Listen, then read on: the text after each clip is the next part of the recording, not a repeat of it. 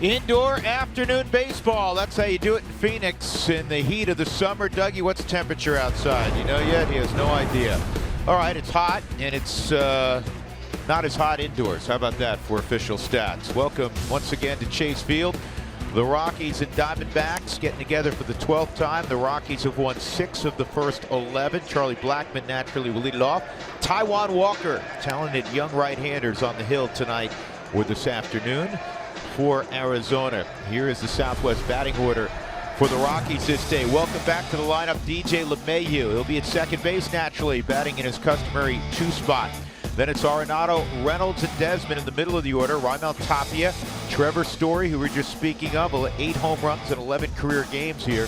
Ryan Hanigan, for the second time in the series, will do the catching, and German Marquez is on the mound. Here's Taijuan Walker. 12 starts this year. The former Mariner is 6-3. Which is a little bit different. You look at the ERA at 3.50. In 2013 through 2016 with Seattle, it was 4.18. Last loss for Walker was back on May 13th. Doesn't give up many home runs, just .65 home runs per 9 innings pitched. Fastball big at 94 miles an hour. The guys aren't hitting much against that. 224. He was on a stint on the DL for just a little bit. Had a blister issue. And since he's come back, he's been throwing a slider more often than he did prior to going on the DL, which is a little interesting to me because you think the slider would put a lot of pressure on that blister area. But since he's come off, he's throwing it almost 25% of the time. Yep, maybe changing the arsenal second, third time through, especially in the National League West. Charlie will step in. He was 0 for 4 yesterday. He had a home run on Friday. Rockies fell 6-2, limited to just 6 hits in yesterday's ball game. So here we go, Blackmon against Walker. Rockies looking to get a quick start. We got it from Charlie on Friday night. And the first pitch at 93, right there, strike 1. Charlie on the road trip, just 6 for 35. That seems to be what a lot of guys are going through on this trip. Collectively, the Rockies hitting just 203 on the trip. We do have official numbers now. It's 106 outside, 77 inside. It's the coolest it's been inside. What was it yesterday? 80 degrees yesterday, 79 on Friday inside. It was 109 yesterday outside. The day is young. Still plenty of time to heat up. And that pitch jammed Charlie a little bit. It's 2-2.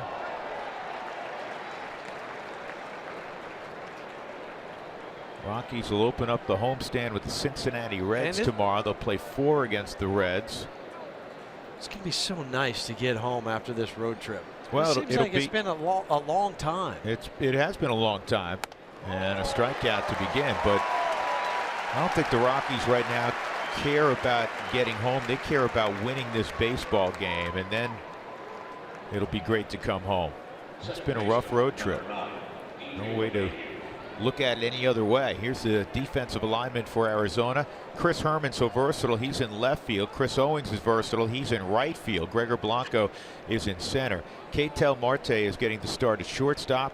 And the rest of the guys, you know. Chris Iannetta, you know well. And as we suggested yesterday, 3 ball games, 3 different starting catchers for Arizona. They've done that all season long. Jeff Mathis and Chris Herrmann also getting behind the plate quite frequently. Here's the 1-0. That's up high. 2-0 on DJ. It's good to see DJ back in the lineup, but didn't have a chance to chat with him this morning. But yesterday he was close to, he kind of thought he could go yesterday.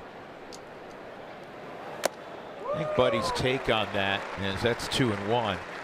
Rather than having, because he's an everyday guy, having him play a day game after a night game, give him that extra day, and then it'll be longer recovery till tomorrow night. Walker, I don't know if by purpose or not, is working up in the zone to DJ. 2-2. I think it not necessarily by purpose, because all 4 pitches this at bat to DJ have been up there. I just think that he just hasn't found that release point down. There it is, and it's right over the inside portion, maybe the middle portion of the plate. See, the first 4 on the Subaru strike zone were all up and then down at the knees on the last one. Well, you mentioned the 77 strikeouts in 8 ball games. This is an inauspicious beginning. 2 strikeouts to begin by 2 guys that you don't expect to strike out very frequently. Here's Nolan. He had 2 hits last night. 3 for 8 in the series, including a triple. He had 4 triples in the month of June. That tied a record for most triples in a month. The last guy to do it, Cargo, a few years back. You wouldn't expect that from Nolan. No. He leads all of baseball in extra base hits. 1 ball, 1 strike. And some triples hit in this series. 3 last night by Arizona. And this ball's going to be toward the gap and a base hit. So with 2 outs, Nolan's aboard for Mark Reynolds. And as Mark comes to the plate, we'll tell you that of all the guys in the Rockies lineup, nobody has a long history with Taijuan Walker. But Mark Reynolds has 5 at-bats, 4 hits, and 2 of the hits look like this. Well, that was about 425 feet and falls it up to right center field over into the bullpen at Coors Field. Well, Walker not happy, but Reynolds has done that to a number of pitchers in his career. Think about it. 2 of the 5 home runs he's given up all year have come against Mark.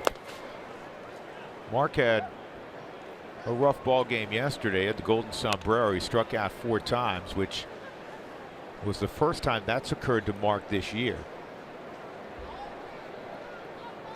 And they were throwing him sliders or curveballs out and away, really off the plate into the other batter's box. Actually, it's the first time in 2 years that Mark has struck out 4 times in a game. We've talked quite a bit about the different approach he's adopted and how much success he's had this year and last year with it.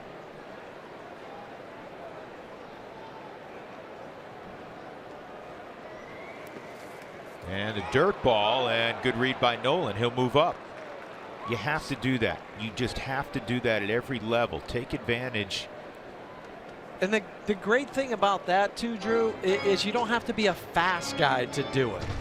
You just have to be smart. You have to read where the ball is, see how far it kicks away, and anticipate that you're going to go there. Don't anticipate that you're just going to hang at the bag at first.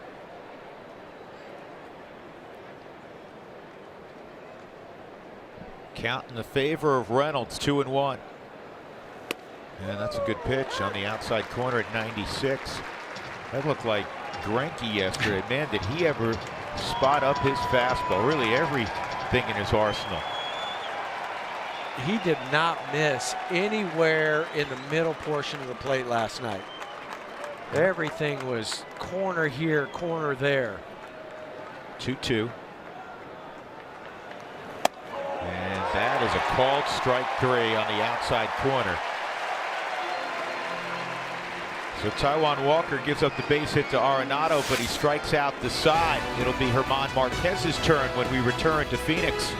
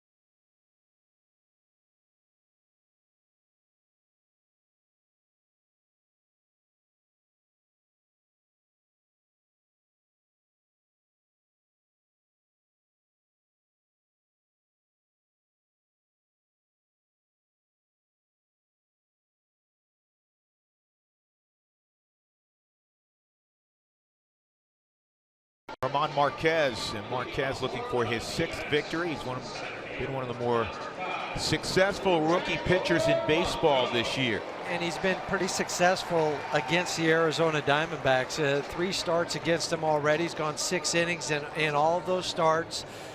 .224 batting average against, and I think it's imperative today that curveball play and it play early. We talked about it last night, how well Arizona hits the fastball and the high fastball in particular. And that first pitch, boy, that looked like a good spot, just outside evidently, 1-0. Home plate umpire is Marvin Hudson this day.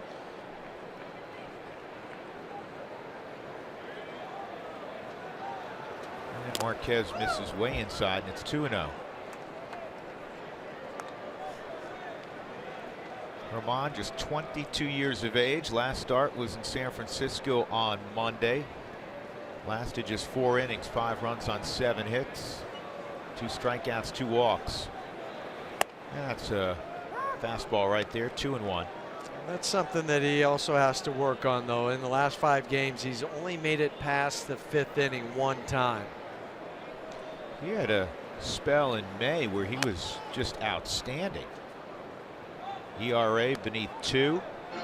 Trying to find that spot once again. He gave up just 1 run against the Cubs. Or excuse me, against Arizona. The Cubs 0 runs. Philly 1 run.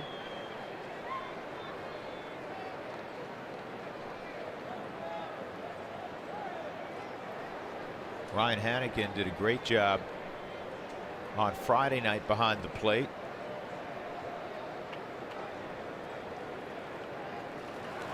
Good spot. See you later. Marquez knew it, and it was well received by Hannigan. So Blanco is a strikeout victim. That'll bring up Chris Herman. Here is the lineup for Torey Lovullo. Brought to you by Southwest Airlines. Paul Goldschmidt will be in that 3rd spot. There's no shock there. Jake Lamb, Chris Owings, Brandon Drury, Chris Iannetta. Chris has 8 home runs this year. Ketel Marte, just a handful of at-bats, he'll bat 8th, and then Walker.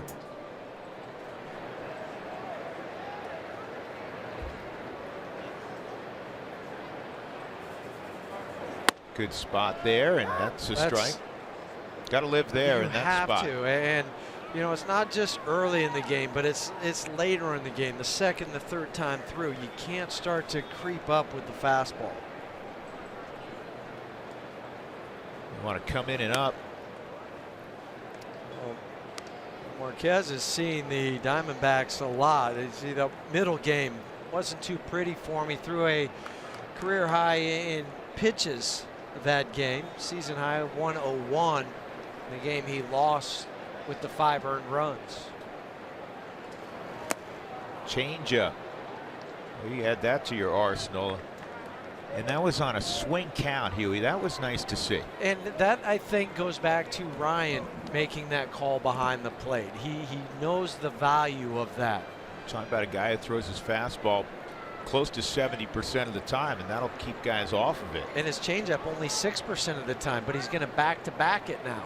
Double up, and he gets a strikeout, and that was a well-executed changeup. That's in an unhittable spot for a lefty. And that's got to give Marquez some confidence to be able to throw it. It's been called. He gripped it and just threw it like a fastball. That action on it is phenomenal. Herman was really, really reaching. So here's the crowd favorite, Paul Goldschmidt.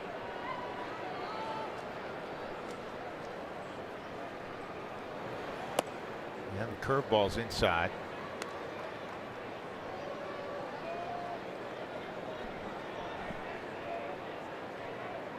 Paul had a triple in yesterday's ball game.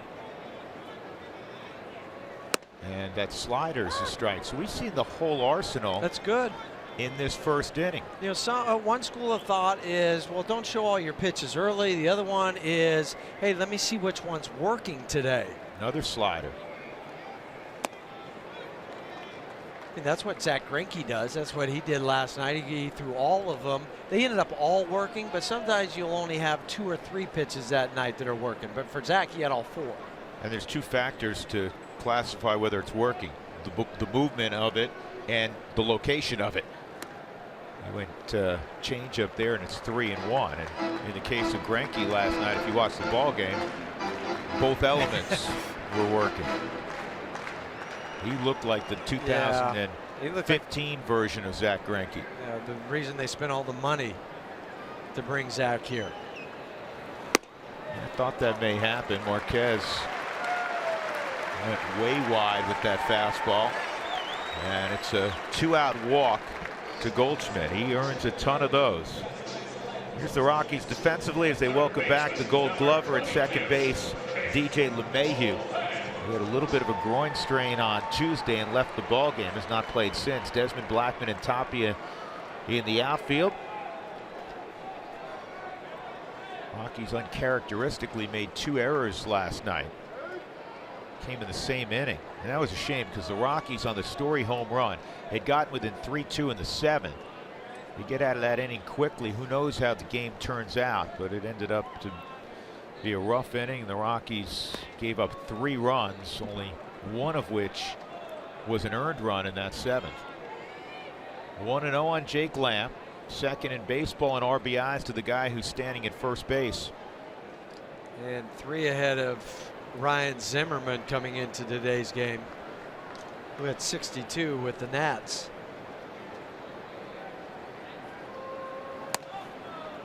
And Marquez, who sometimes battles some command issues, he's behind 2-0 on a real good fastball hitter. Trying to think along with Ryan now. It's hard to call a fastball in a 2-0 count. If you do, you have to keep it down and away from Lamb, and that's where they're going. That's in the air to left field. Desmond is standing right there, and that'll close the book on the Diamondbacks in the first. So we'll go to the second inning. No score.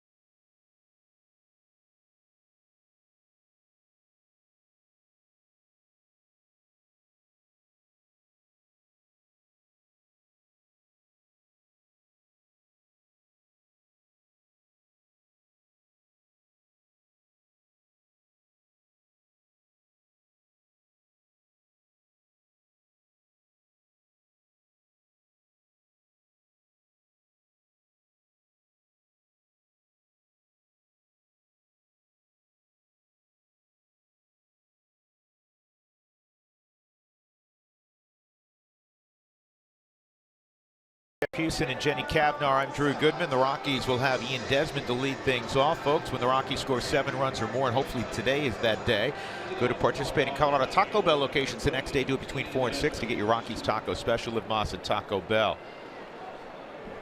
Ian Desmond did not start last night. He pinch hit late. In fact, he was the final out of the ball game on a ground ball to short. He just did not have good numbers against Zach Greinke. So Buddy Black decided he'd pass on using Desmond last night, and Desmond's going to reach on a hit by pitch. All right. You're going to get hit. There's a few places that it's okay, and For Ian, just turning around, wearing this one on the Subaru Supermo. It reminds me of Forrest Gump when he met the president. Where did you get hit, son? On the buttocks.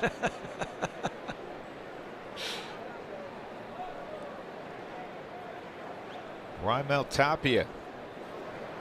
Raimel's had a good series. I like this combination right here. Middle of the lineup, and you got some speed guys. You know, Ian is an aggressive base runner. He leads the Rockies with 10 stolen bases. Raimel can run. It puts immediate pressure on the defense here in a scoreless game in the second. And the infielders have to move closer. Move closer to the bag, up the middle, open a few more holes at third base. Jake Lamb, even. I love Desmond's philosophy. He says, listen, once I'm on a certain base, my goal and my focus is to get to the next base. Too many times guys will throw an anchor down. They say, I'm anchored here at first, or I'm anchored at second.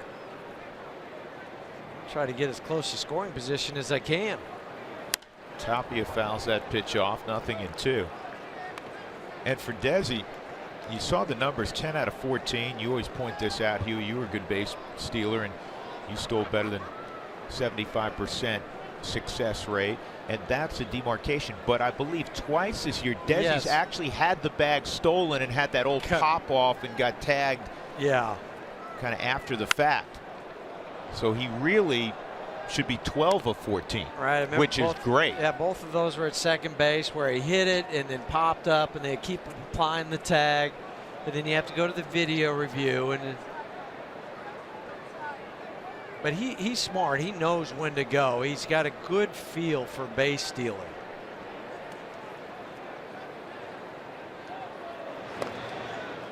Even there, he knew. He had a premonition that Walker was going to throw over, because even before it happened, he had moved back a step towards the bag. He gets the same lead every time, which is, I think, is the key for anybody at first, whether you're a base stealer or not. Not going, and a strikeout of Tapia. And now that'll up the ante. He's been out there for 4 or 5 pitches, and with 1 out, it increases the odds. Desmond will look for an opportunity to swipe second base. Trevor Story last night, Rockies had nothing going, 3-0. And really a pitch, I'm sure Zach Greinke would say, good pitch. Yeah, it was the 7th inning. There was a couple outs. Nolan was on. And that wasn't just a wall scraper over the side of the dugout or the bullpen. He had probably 12, 15 feet on the other side of it. Slider for a strike.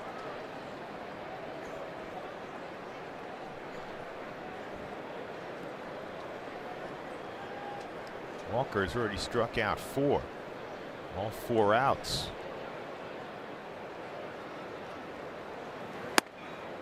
And it's 0-2. He's doing a good job varying his time, and he's been pretty quick to the plate. Well, that's what you have to do as a pitcher and a base stealer, because that throws the base stealer's timing off. We talk about throwing hitters timing off. Base stealers like to go in a rhythm too. Usually within 2 seconds after he comes set. Wow. I don't know if guys aren't picking it up or what. Is he okay? I hope he is. Because we've seen a lot of strikes taken that seem to be in the middle of the plate so far today. And then a lot of swings and misses early. Subaru Supermo, he swings through that. His left foot. Just hope he didn't hurt his shoulder again. Yeah, it comes out. It causes his back foot to spin out.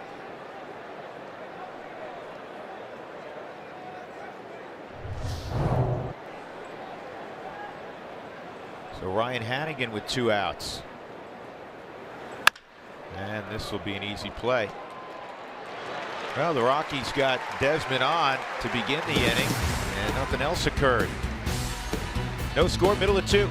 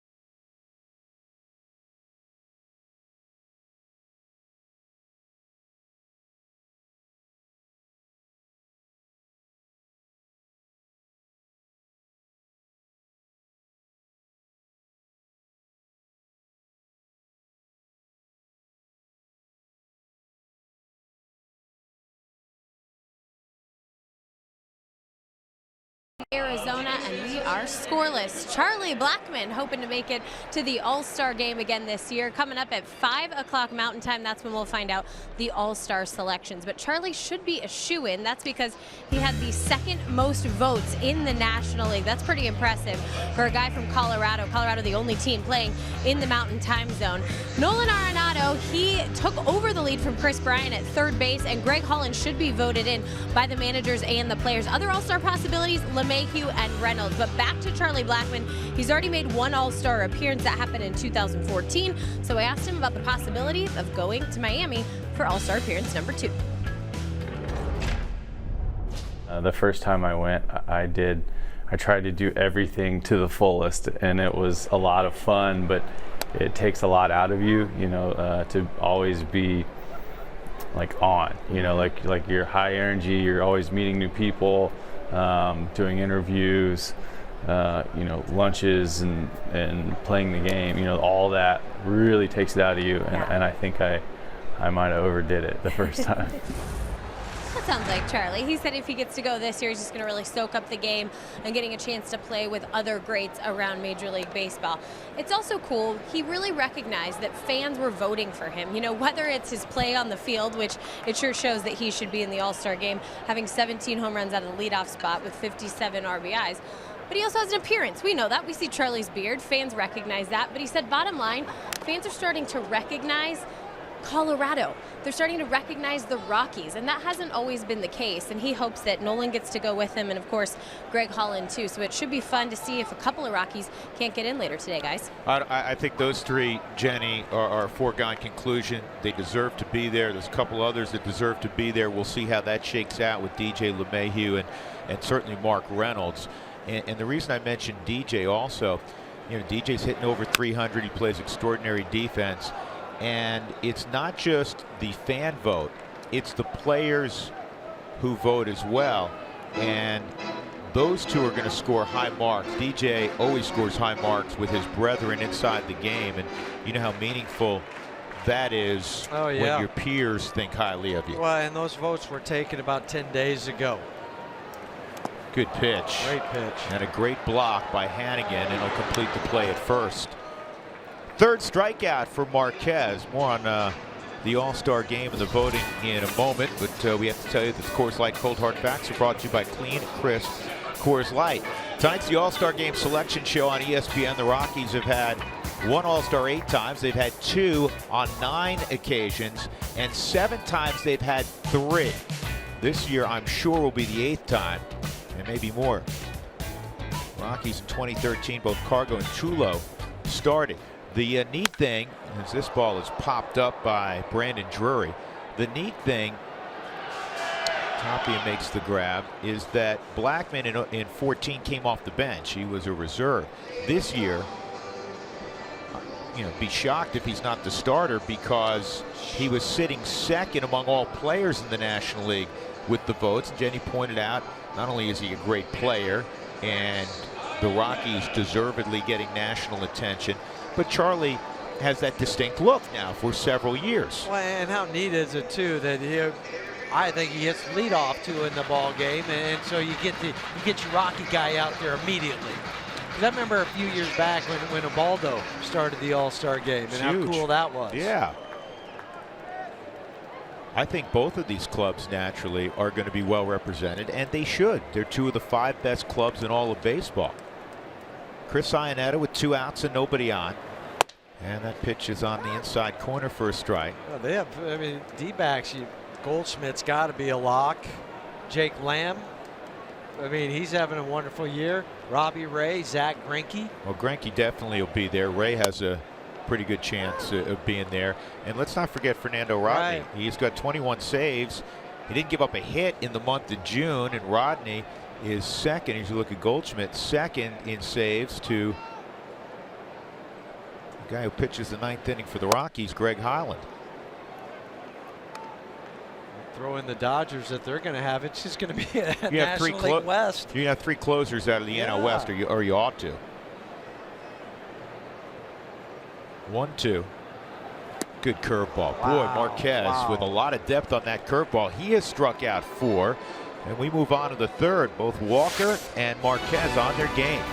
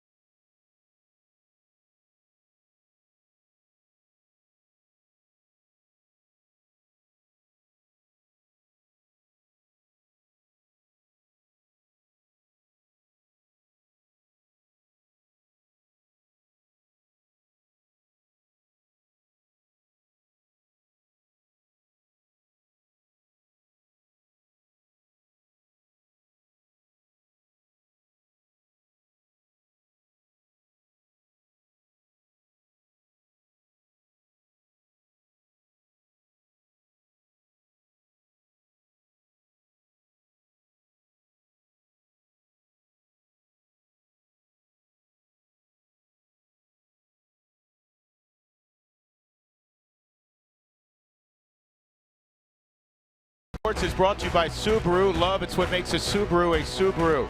By the Lodge Casino, your first choice for fun. By StubHub, looking for great seats? Head to StubHub, the official ticket marketplace of the Colorado Rockies. And by the Tavern Downtown, get 2-for-1 draft beers after Rockies home games with your same-day ticket. That is a blue sky. Top of the third. It'll be German Marquez leading off against Taijuan Walker. We're inside at 77 degrees. Rockies trying to win this series against Arizona. In their first trip to the desert, they took 2 out of 3.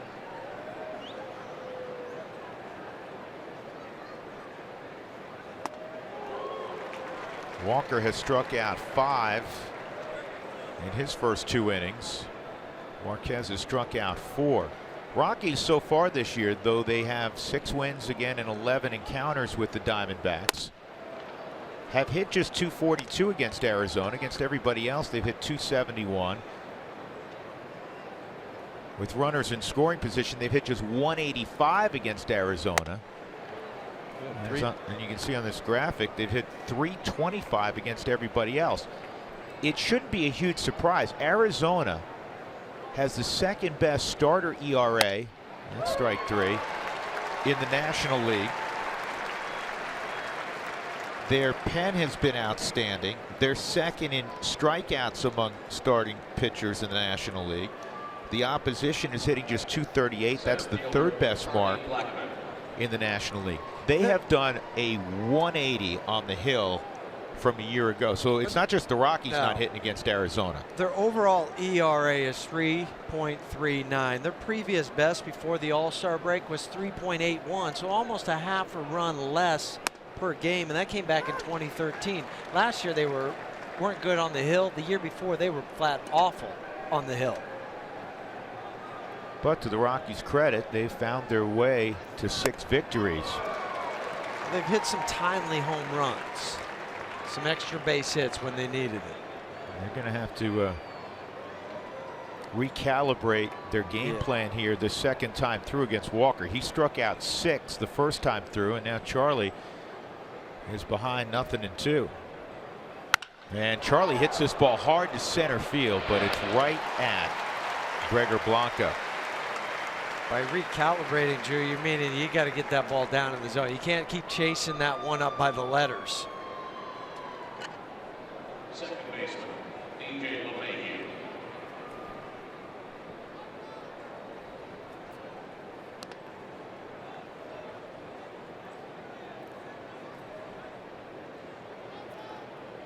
And people ask you, how do you do that? Well, you just set your sights, your eyeballs just a little bit different. Because most of the time you're thinking, well, the pitcher's going to work down from the belt down to the knees. Well, if you see a guy that likes to elevate above the belt, then you just start looking there.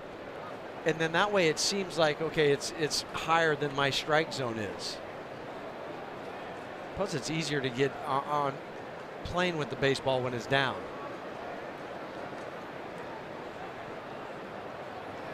DJ rides this ball to the gap in right center field, and it's going to get past the right fielder Owings, and DJ into second with a double. Now, DJ is going to be careful with that groin injury, and also the fact with 2 outs, he's in scoring position already, so it's less imperative that he try to get the third there, but he's got to be smart also, Hugh. And he was smart coming out of the box because he said, well, I think this is going to be a single, but Chris Owing couldn't quite reach it on the Subaru Supermo.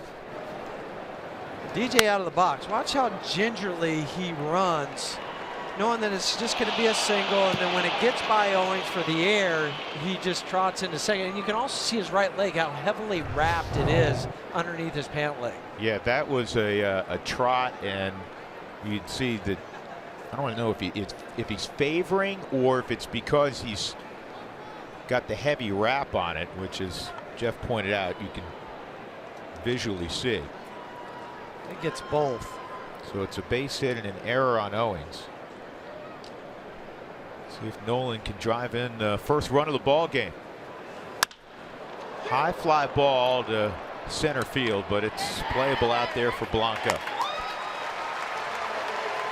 Middle of 3 remains scoreless in Phoenix.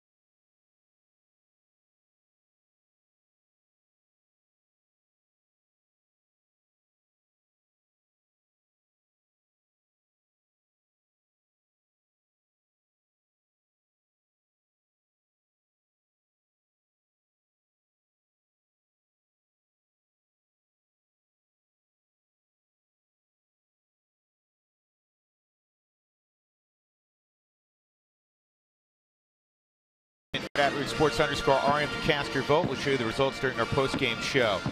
What's your favorite firework to light off at home? Sparklers, fountains, whatever they are, snakes, smoke bombs. Gotta go sparklers.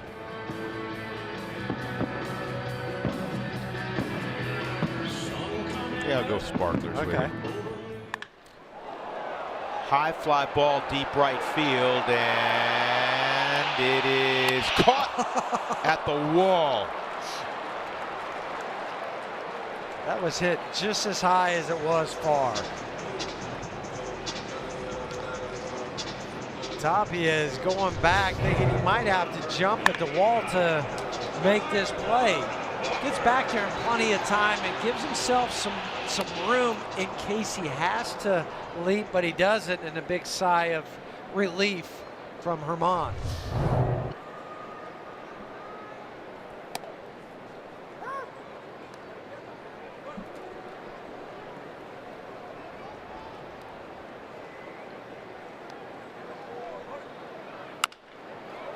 And Herman has to play goalie a little bit. He's got 30 minutes to throw him out, though. 2 outs.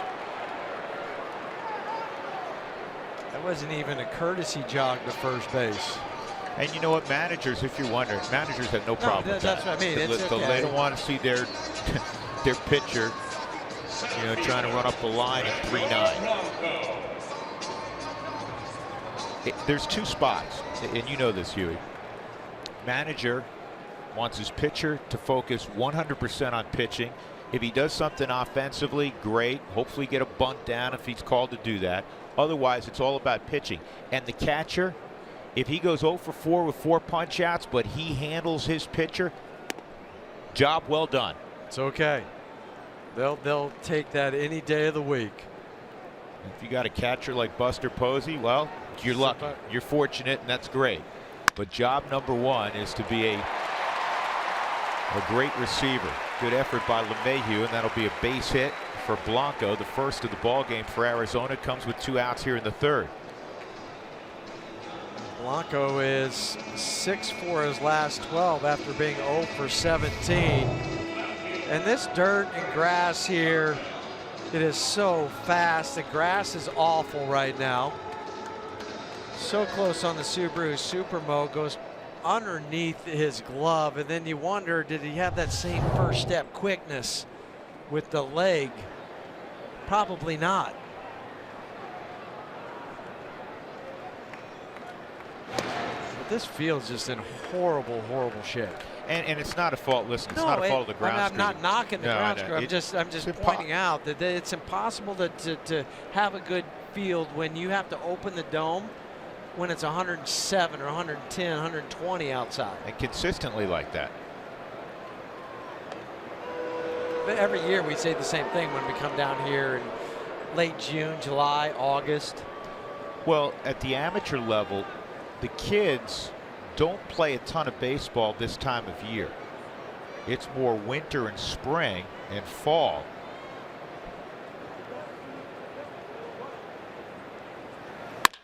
And that's lined right at DJ, who is in short right field. That'll end the inning. Chris Herman lines out. We'll go to the 4th. That was a 6-pitch inning. Reynolds will be first up against Walker.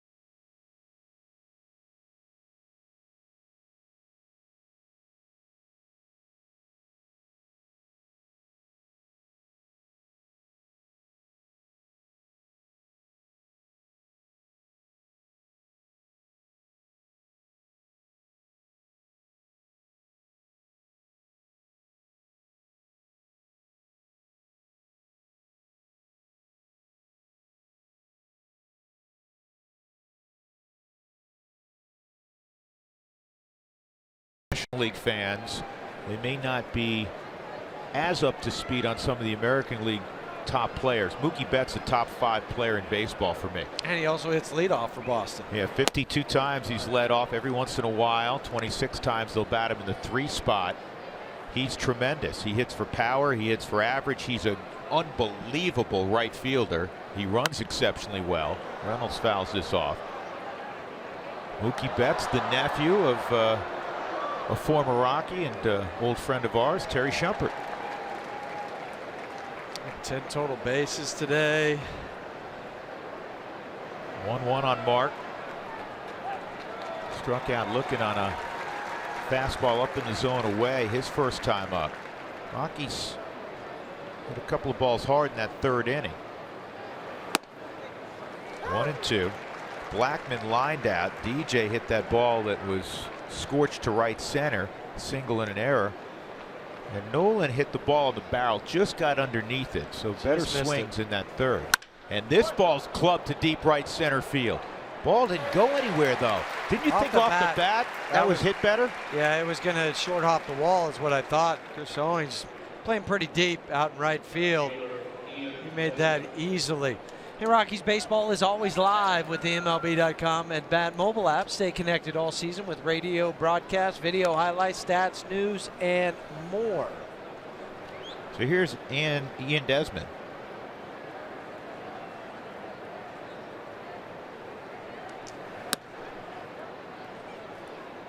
Desi hit on the first pitch he saw on a Sunday afternoon. That was leading off the 2nd, but he never got a chance to advance. Good eye from Desmond. 2-0.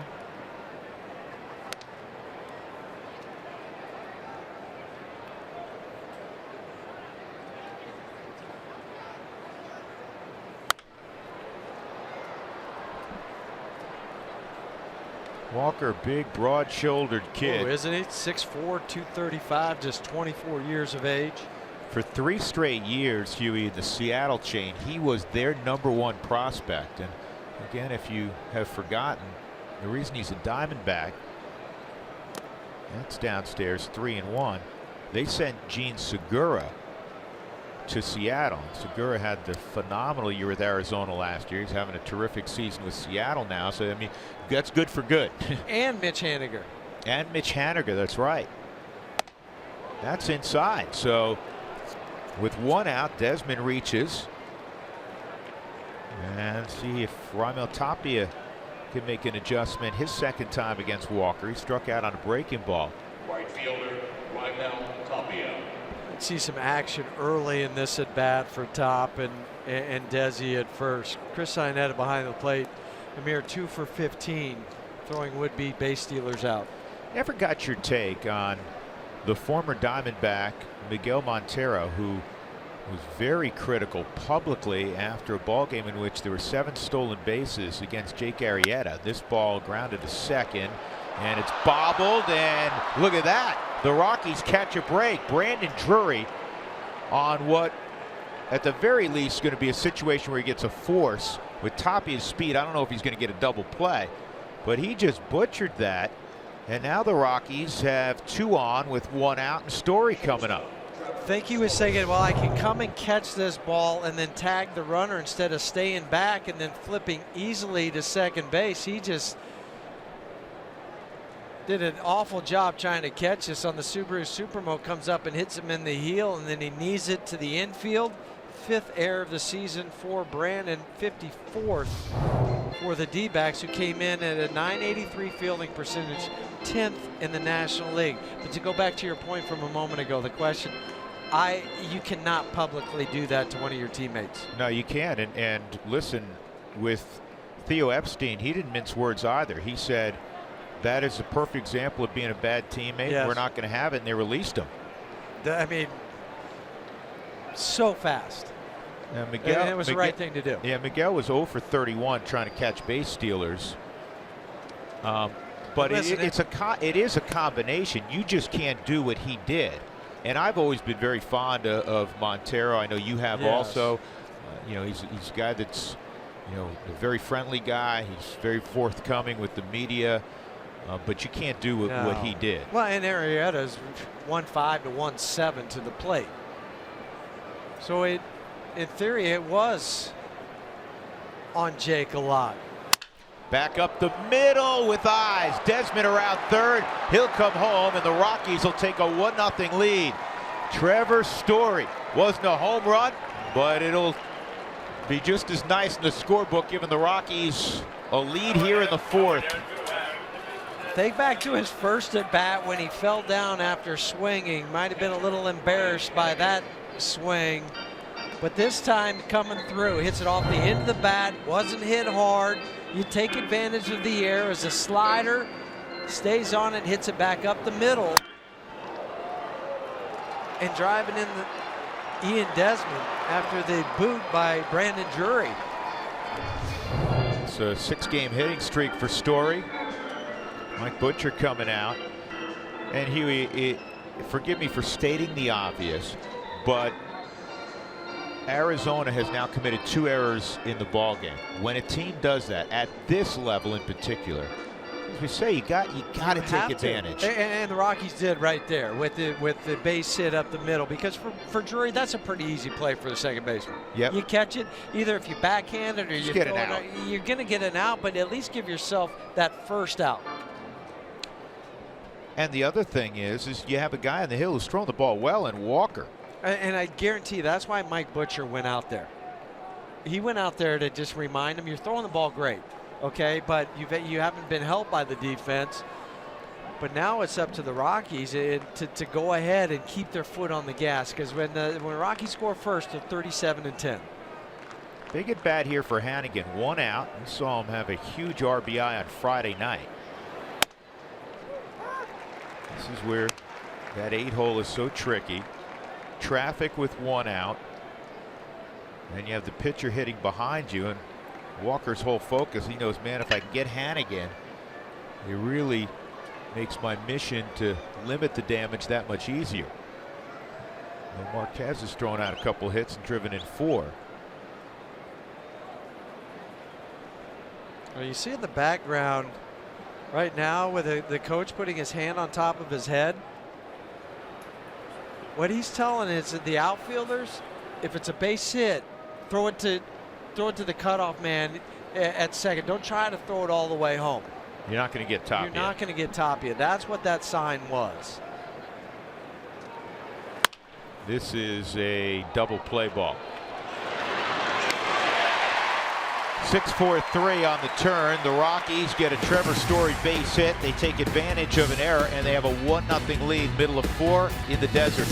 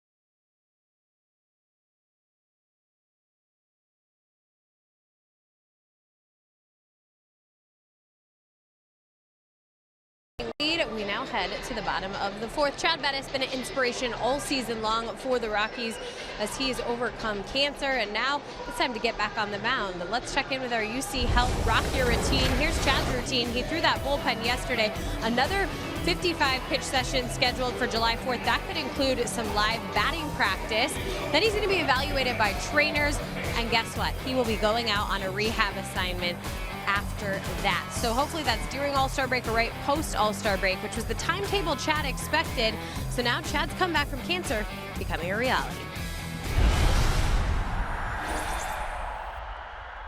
It's exciting, you know. I think I keep pushing, but it's almost here, you know, and it's really exciting to finally be at a point where, you know, I get to go out and go be on the field again, be on the mound and pitch to hitters and be in a real game.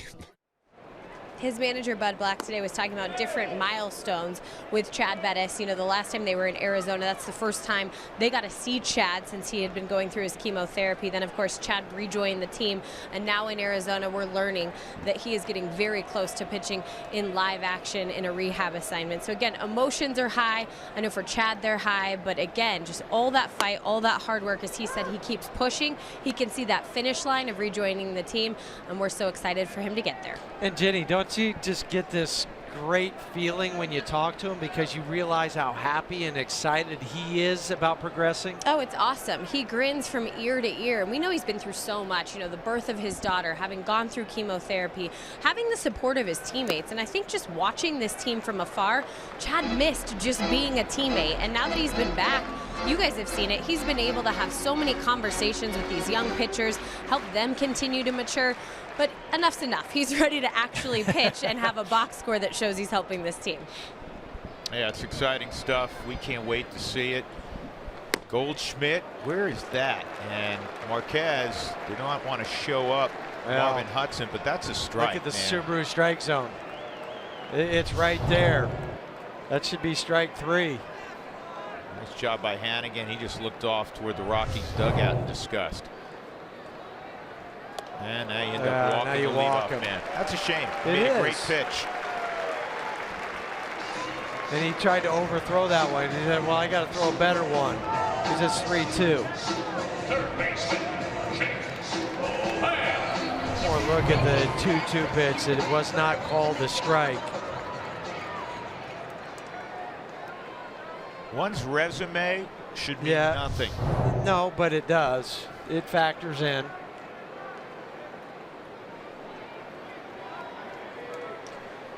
Jake Lamb at the plate.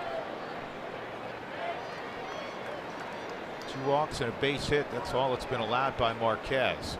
He's in the thick part of the lineup here, and the changeup's way outside. And Ryan Hannigan immediately. He's got a great feel for when a visit is necessary. Buddy Black pointed that out on Friday before the ball game when the Rockies announced that Hannigan was back and Tommy Murphy was being sent to Albuquerque.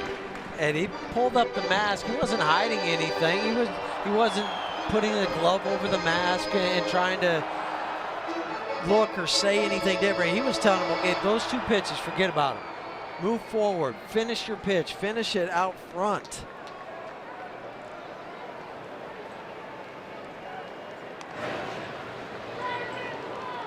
And with that walk to Goldschmidt, that's just the second leadoff walk for Marquez, the 69 of the leadoff batters that he's faced this year. Just 2.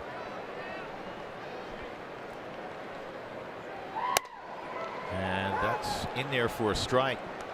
1-1. That's not where you want to live on the Subaru strike zone. Lamb with 18 home runs. He's driven in 65.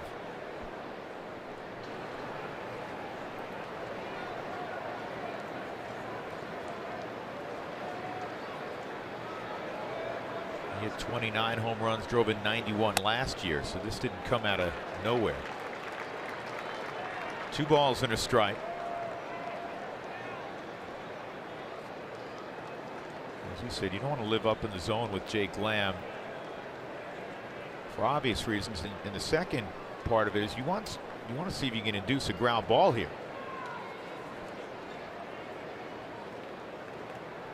Good spot. 2-2. Jake Lamb was guessing. Guessing that slider or curveball. It was a fastball that was down, but it was in the middle part of the portion of the plate.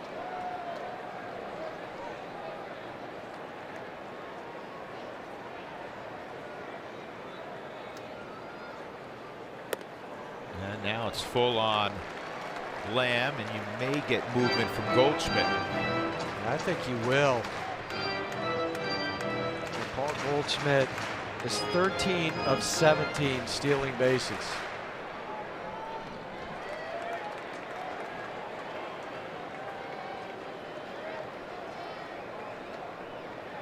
I would expect a throw here.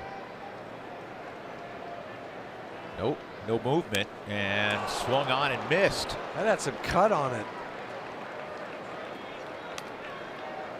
Yeah, from up here, it looked, looking just down, it looked like it had slider action, but it was 94. Moved big time. We'll see the movement on the Subaru Supermo. He got off to the side of it, didn't he, Huey? Got off to the side and then ran under the hands of Jake Lamb. 5 strikeouts. That was a biggie. And you have Chris Owens. And I'd throw Owens a first pitch slide. I'm not throwing him a first pitch fastball. He's a very, very aggressive hitter.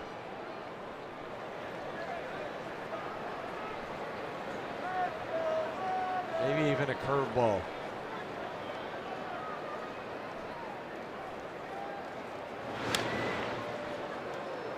It'll be different for this year's All-Star game. Where to play certain guys, and that's always, I shouldn't say different, because that's always been the case, where you 2 guys who are primarily center fielders, somebody's got to play on the corner, that kind of thing. But you have guys that are so versatile, like an Owens, who's going to get some consideration. High fly ball, deep left field. Desmond hoping for a play. Does not have one. What did you just say? Very aggressive first pitch swinger. 12 home runs for Owens, and it's a 2-1 Arizona lead.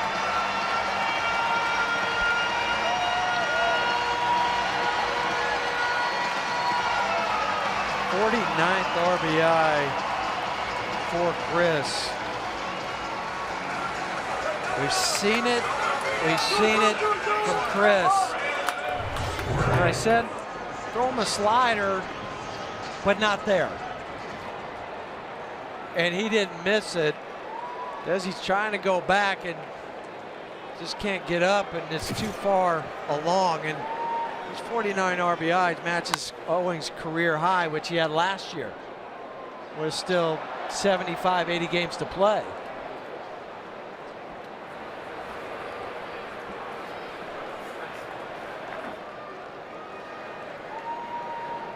Oh, and 1 on Brandon Drury. 107 home runs now for Arizona. The Rockies with 94 home runs. Rockies have allowed 99 home runs to be hit against them. The Diamondbacks have allowed only 82 home runs. It's a good curveball. And the 82 home runs allowed is the fewest in baseball, and that stands out because they play in a really offensive ballpark. He's pointed out, man, this is a great place to hit. Their turnaround, Huey, on the mound has been remarkable. Well, you knew Zach Greinke was going to do what he did, but Robbie Ray, who was 8-15 last year, it's under 500 for his career. The Rockies beat him on Friday night, but he felt it just 8-4. This young man out on the hill today, Walker. Maybe Zach Godley and what he's done has been the most pleasant surprise. Oh man, did he get hurt? Yep. Oh, you got to be kidding me. Looks like I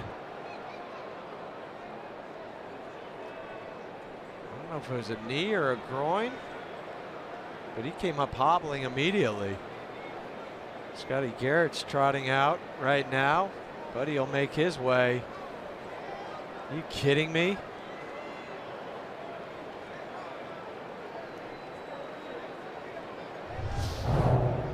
You pick anything up. It was like the second step he took. Was it a calf? It's his right leg. His right leg, as you see on the Subaru Supermo. It wasn't a turn, which you'd think is some sort of pull.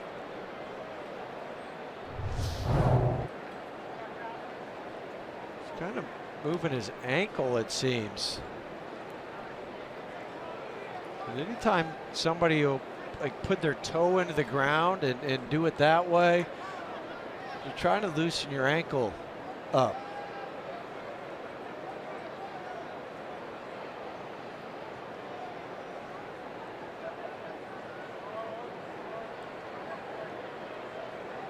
This is where, Huey, you've been there. Yeah. Where it's so tough for an athlete because you want to do everything you can to stay in. And he's like, I can't go. Like Tauchman started out there last night. He's walking off the field.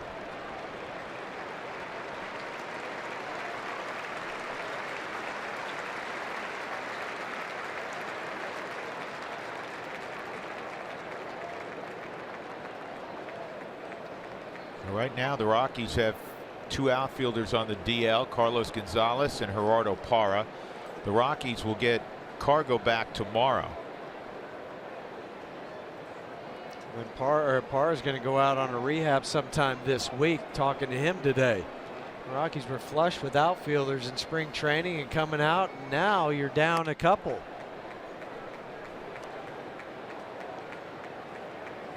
But it must be hurting Desi pretty bad because you'll have that momentary surge of adrenaline where you think I could still stay out here. I can do it. That's an athlete in us. We don't ever want to stop. He's limping coming off. And you're right. You wonder if it's a calf, ankle, or possibly a strained Achilles.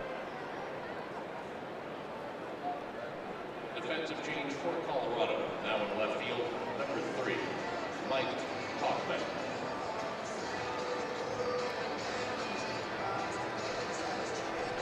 Right when he took off. Usually with an ankle, there'll be some sort of rotational. But that's what I think now, thinking about it, because the way he was moving his foot, maybe an Achilles, the back of the. Yeah, somewhere in the back of the leg. Desmond missed the first month of the season when he was hitting spring training with the broken lower part of his arm, broken hand actually. And that was the first time in his career he was on the DL. So Mike Tauchman's now in left field. Pretty good odds that this ball is going to find him in this at bat. It's just the easy can of corn. 1 ball, 1 strike on Iannetta. 2-run home run. Off the bat of Chris Owings has given Arizona the lead. And this is where, given the circumstances of the last 10 days, 8 losses, 9 in their last 10, 8 in a row.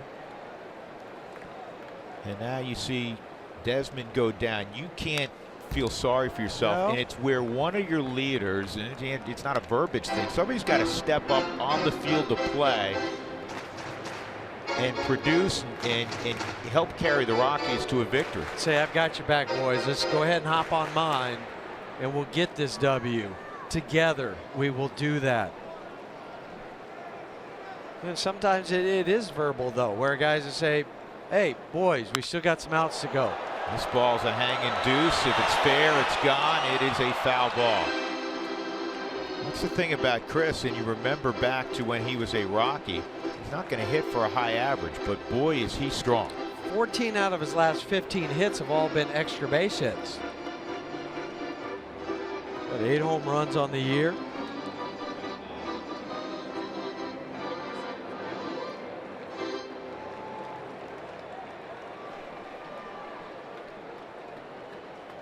2 on Chris. He wears that guard after being hit in the face earlier this year. His first at bat coming off of the concussion list. He had a home run in the first pitch.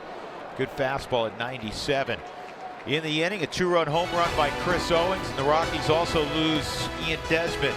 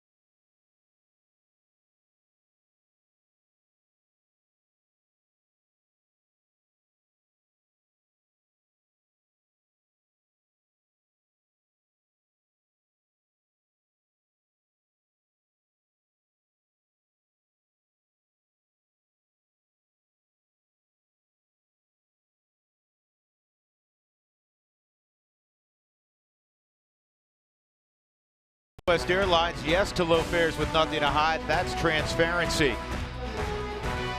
We go to the 5th inning.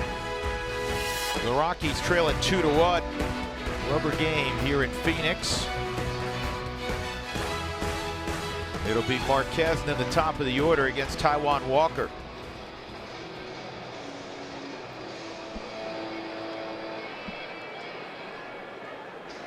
Leading off for Colorado, pitcher. Rockies with 3 hits, the Diamondbacks with just 2, but they've hit the long ball.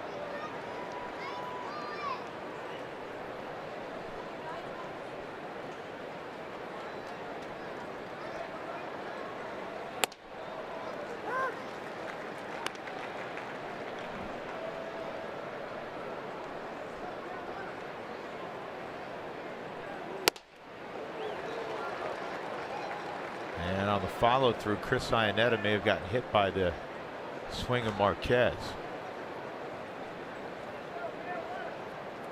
Says I'm fine. Get him on the arm. Yeah, Yep. right on the elbow. And in the face.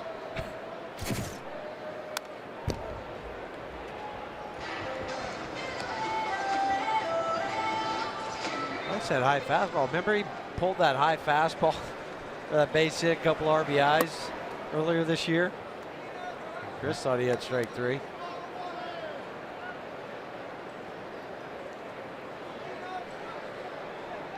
Yeah, I do.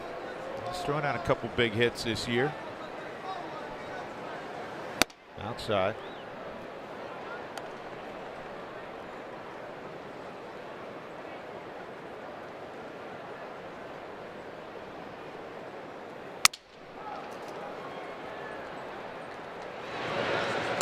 One out. And we'll see Charlie Blackmon for the 3rd time. A strikeout and a line drive to center. Joining on the conversation all afternoon. Send us your questions, your statements. Use Twitter or Instagram. Include the hashtag Toyota Talk. Charlie's hit 19 of his last 22 against Arizona, 376 average. He's hit above 350 in his career and well over 300 at bats against the Diamondbacks.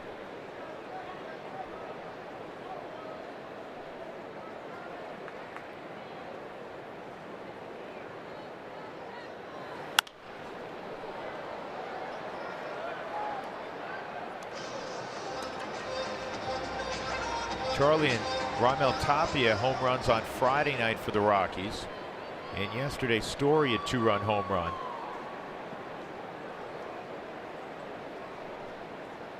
And that's a base hit for Blackmon.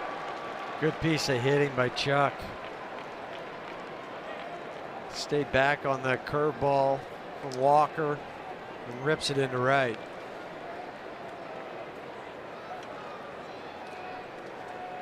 Second baseman, DJ LeMahieu. DJ, a sharp single to right center in the third, and it went under the glove of Chris Owings, who was trying to cut it off. Went all the way to the wall. DJ ended up at second base. It was an E9 after the base hit.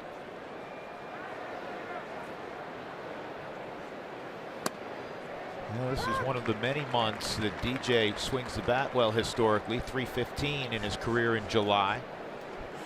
To go along with all the other months.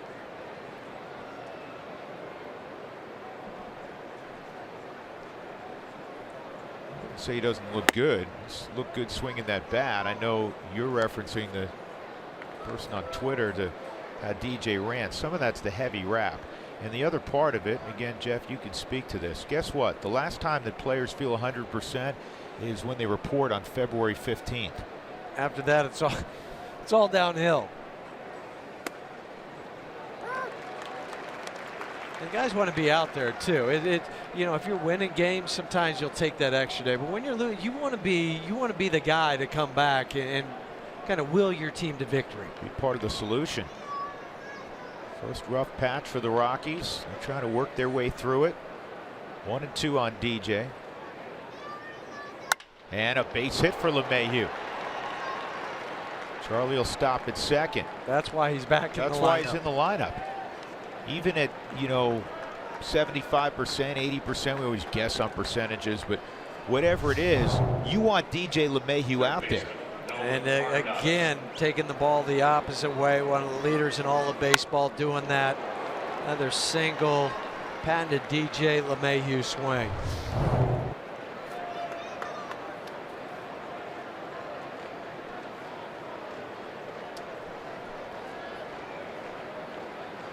You know Nolan wants to come through in a big way right now. Rockies down a run, 2 on, 1 out. A single for Nolan and a high fly ball to center field that he just missed.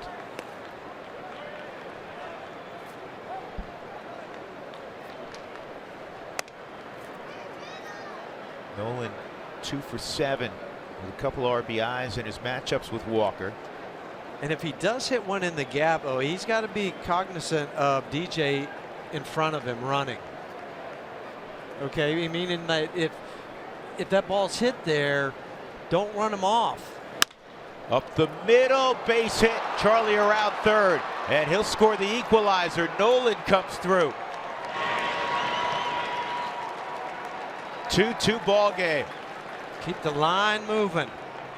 Arenado with his 62nd RBI. Charlie imparting some advice on Walker's arsenal to Mike Tauchman. Right back up the middle, takes a couple skips on the grass. Like this on a 1-0 count, he goes down and gets it. Then try to pull it. If he pulls it, that's a 6-4-3 double play. Charlie motoring on home. Rockies back even 2-2. Now Mark Reynolds a chance to do damage. His last time up, he had a line drive to right center field that we thought was going to be off the wall. This is bounced to deep short, and that's a really good turn. But the Rockies do get a run to tie the baseball game at 2, middle of 5. Nolan coming through.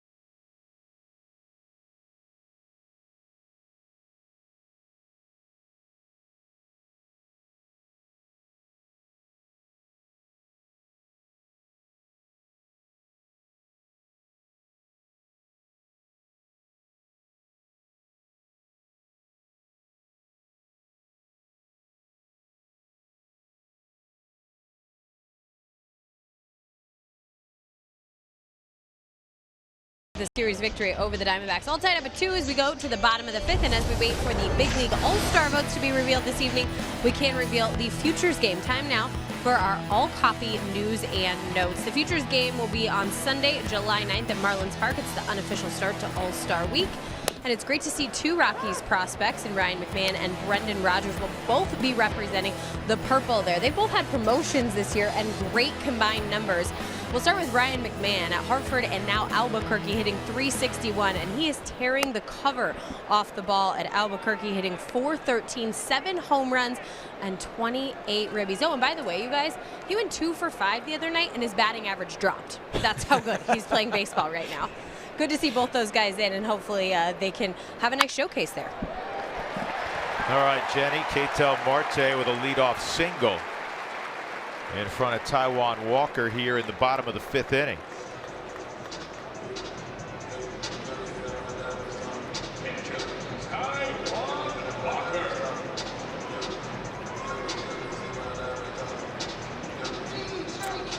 Walker's going to be asked to lay down a sacrifice bunt, which he hasn't done yet this year. 0 sacrifices for Taijuan.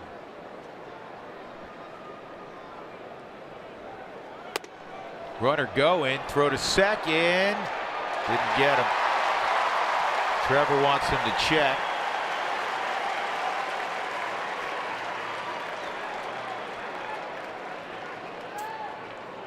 They're going to wait a minute. They're going to look at it.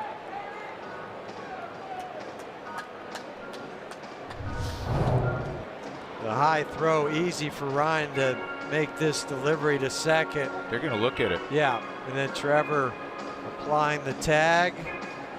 Oh, he's out. Yeah, because the lead foot didn't touch the bag. Right, it was still up in the air. Ladies and gentlemen, the previous play is under official video replay review. The call on the field is that the runner is safe at second base. Oh, he's out. They just showed it on the big screen here. Yep. Didn't take long in New York. That's a big one. Ryan Hannigan to Trevor Story cutting down Marte. Subaru Supermo out. Yeah, foot's not even going to the bag. The other thing, I don't know, they probably can't check it, but Walker swung at that pitch after it went into the glove. And they have it 1-0.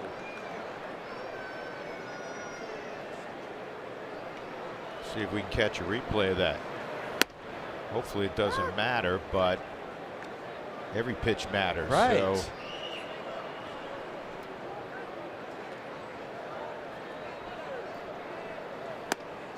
that should be another strike.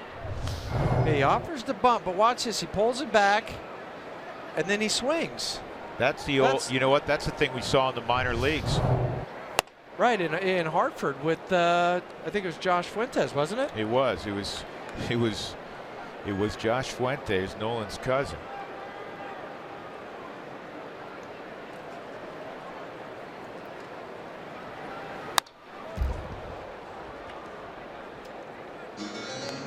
Is what happened in Hartford is the pitcher kind of stumbled through the ball that didn't get 50 feet away, rolled towards the other batter's box, and Josh is kind of messing around, swung, but the ball's still live.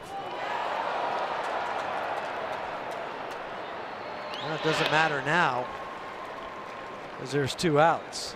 The first 10,000 fans next Sunday will receive a military appreciation barbecue apron, courtesy of the good folks of the Colorado Beef Council. But you're absolutely right. That should have been a swinging strike. Because it doesn't matter how late it is, it's still in the act of that play. And he did that on purpose to try to make it more difficult for Hannigan. Right, so that should have been 0-1.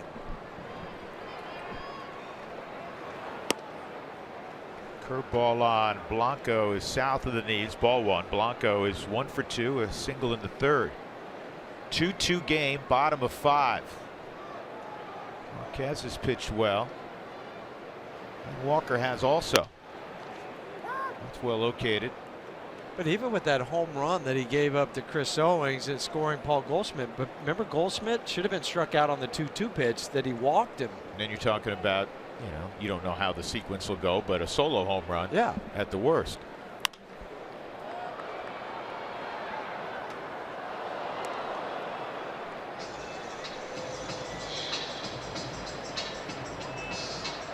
Close pitch. Umpires, we always say it, they do a great job. They're going to miss some. Honestly, I don't know how they do it with the movement on pitches and coming at 95 to 100 miles an hour. And everybody's trying to shave a corner. It's tough. The easy part's sitting up here and saying, he missed it. And talking to umpire, they feel horrible when that happens. And they've missed a pitch and then something happens. Talking to them, they feel bad.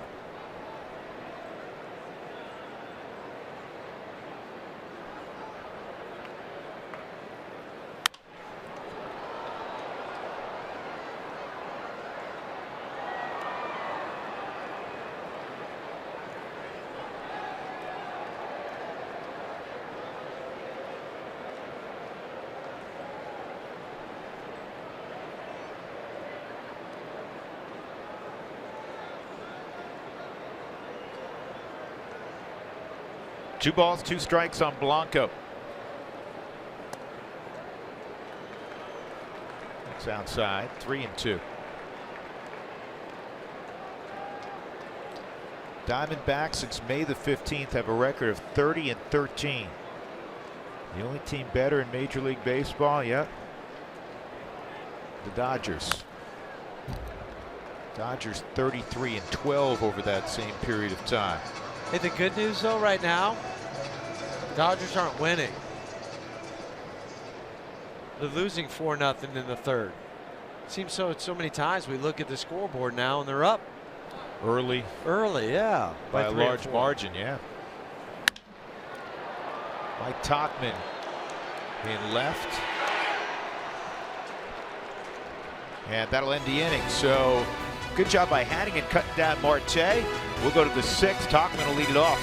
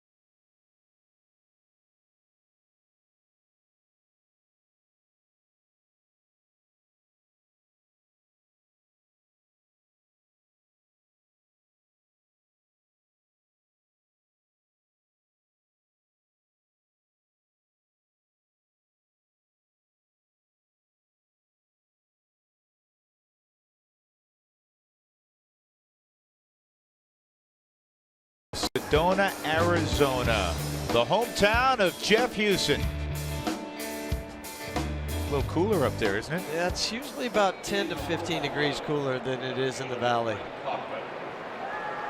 We have a 2-2 ball game with Jeff Hewson. I'm Drew Goodman. Jenny Cavnar with us as well. Mike Tauchman will have his first at bat. He came in for the injured Ian Desmond. No word yet from the Rockies clubhouse on Desmond catching a fly ball. He pushed off and looked like he strained something in the back of his right leg. Tauchman got the start last night. He was 1 for 3 in the ball game, had an infield hit. Ball and 2 strikes. He'll be followed by Tapia and Story. Topman was having a great year when he was called up in the PCL, hitting .313, 55 ribbies, 5th in the league. He scored 50 runs, which was 7th. An OPS down there of .906.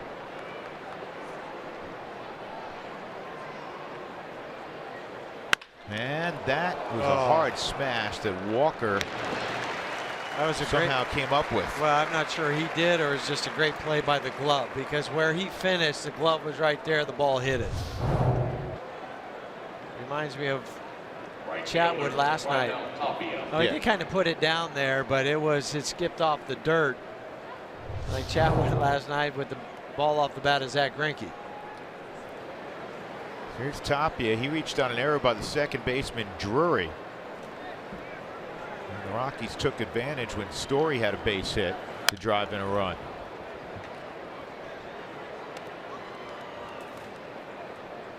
Tapia's gotten to play quite a bit with the injury to Cargo, and he's probably going to stay in the lineup depending on how serious that injury was to Desmond, even with Cargo coming back tomorrow.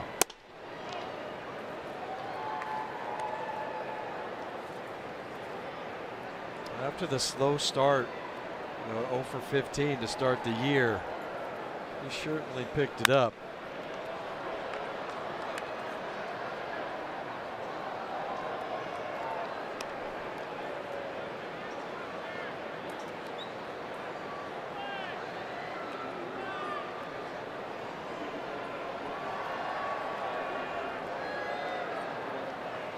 One and 2 on Tapia. And he's gotten in the chase above the letters a couple times today.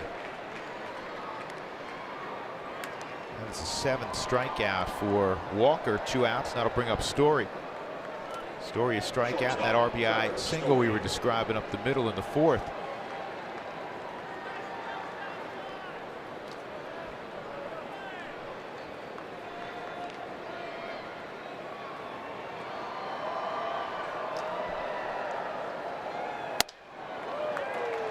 Been effective up in the strike zone. Reminds me a little bit of Chris Young, but more velocity. Yep. Young was 88 miles an hour, sometimes 90, but Walker 94 to 96 got him. Based on the reaction by Story, it missed his elbow guard and got him, I think, above it on the tricep. Second hit by pitch today for Walker. He got Desmond in the 2nd, and now Trevor in the 6th. No, that did miss the elbow guard. Got more of the back of the arm, shoulder for Trev. Ryan Hannigan 0 for 2, grounded out, and then grounded into a 6-4-3 his last time up.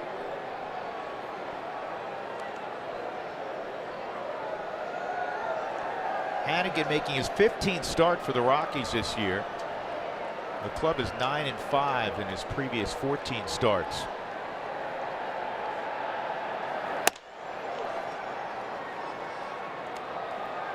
That's the pitch you have to lay off of. Rockies have won 3 out of 5 this year at Chase.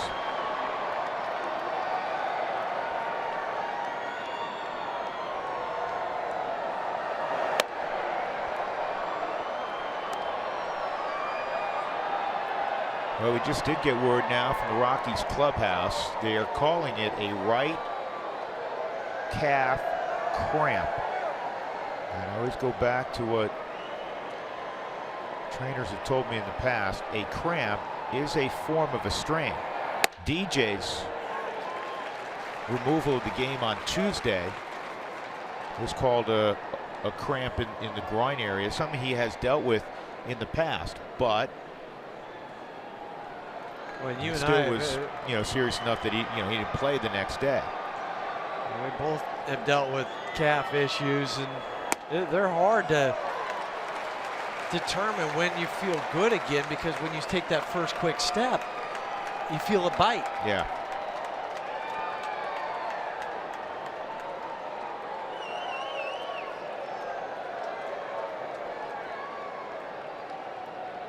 Well, you hope it's just that, where it's really mild. Yeah, he gets back in a couple of days. Runner going, it's fouled off.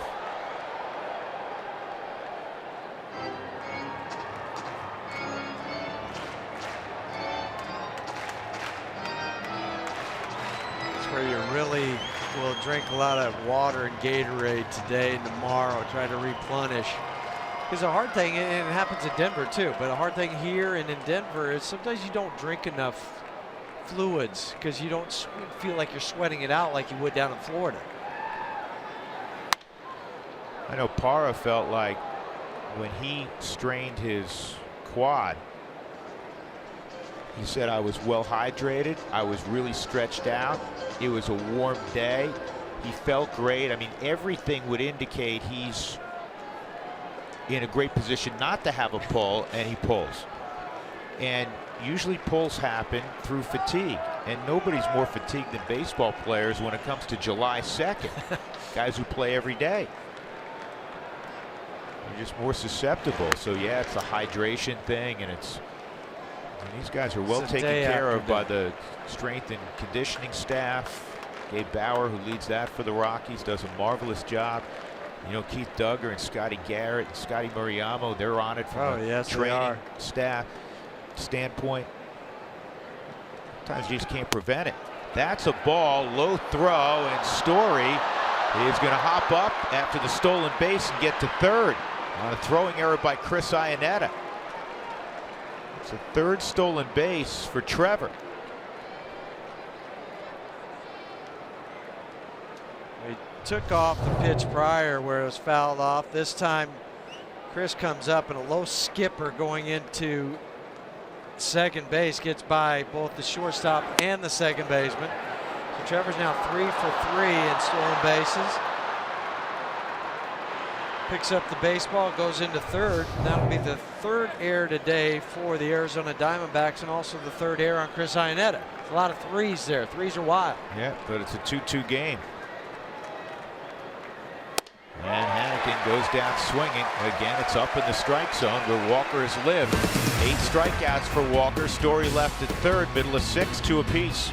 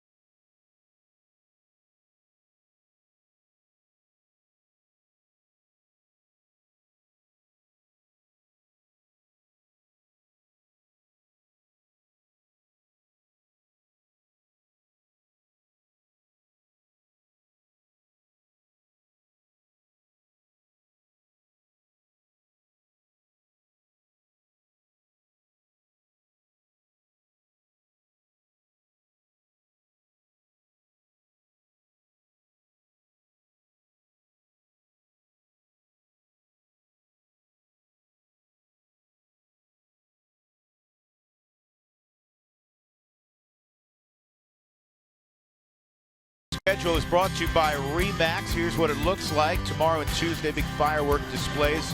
Note half hour earlier than normal, 5:30 the pregame show on Root Sports. Wednesday back to a 6 o'clock Pre-game show 6:40 first pitch. Thursday, no television. And then the White Sox come in over the weekend. Friday evening, Saturday evening, and Sunday at 12:30 we're on the air.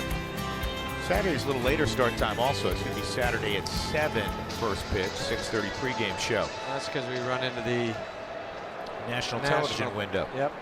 So here we go in the bottom of the sixth. The Rockies 2, the Diamondbacks 2. Marquez against Herman, Goldschmidt, and Lamb. Herman's 0 for 2. Curveball, and that was pulled down nicely into the zone by Ryan Hannigan. So it's strike one. Herman a strikeout, and he lined to LeMahieu. The Rockies do shift. 3 on the right side against Herman, who is a former White Sox. 1-1. Who started at catcher on Friday night. Playing left field this afternoon. Changeup. Off the plate, 2-1. Big inning here for Marquez. With the guys he's facing.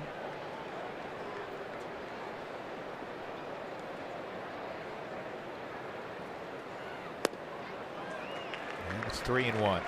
Got to get that first one. You have to.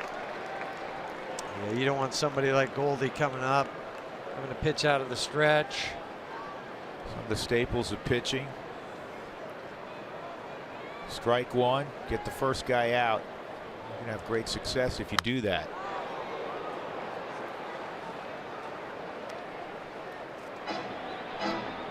Arizona, after losing 94 games last year, having a great year. The Rockies were well under 500. They're having a terrific season despite the rough week and a half. Arizona at home 31-13. That's the second best mark in baseball at home to, yep, the Dodgers. And this is another foul ball. And that's what's going to make this division so compelling as we go into the second half.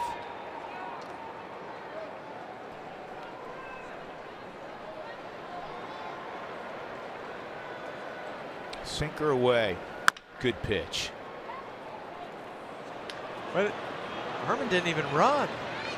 That's all right. No, He's it's out. good. Yep. I don't know why he didn't run. I don't think it was either. going to go foul? I don't know, or must have thought it was going to. Just watch Herman. Yeah, I'm not going to run. It's a fair ball, though. It's fair the whole way. Well, or Herman, he comes back after being down 3-1. Too late. Take that out. Nice job coming back from the 3-1 deficit in the count. Now you have Goldschmidt. Good spot. Excellent pitch at 97. Yeah, he really stayed on plane with that delivery. You know, to his glove side. Didn't pull off it with the left shoulder. And he beat him inside. And it's 0-2. Just smooth 97. Dave Magadan was talking about Herman yesterday, saying, man, he just comes out and it's an easy 97. That's a great curveball. And only somebody as great as Goldie can foul it off.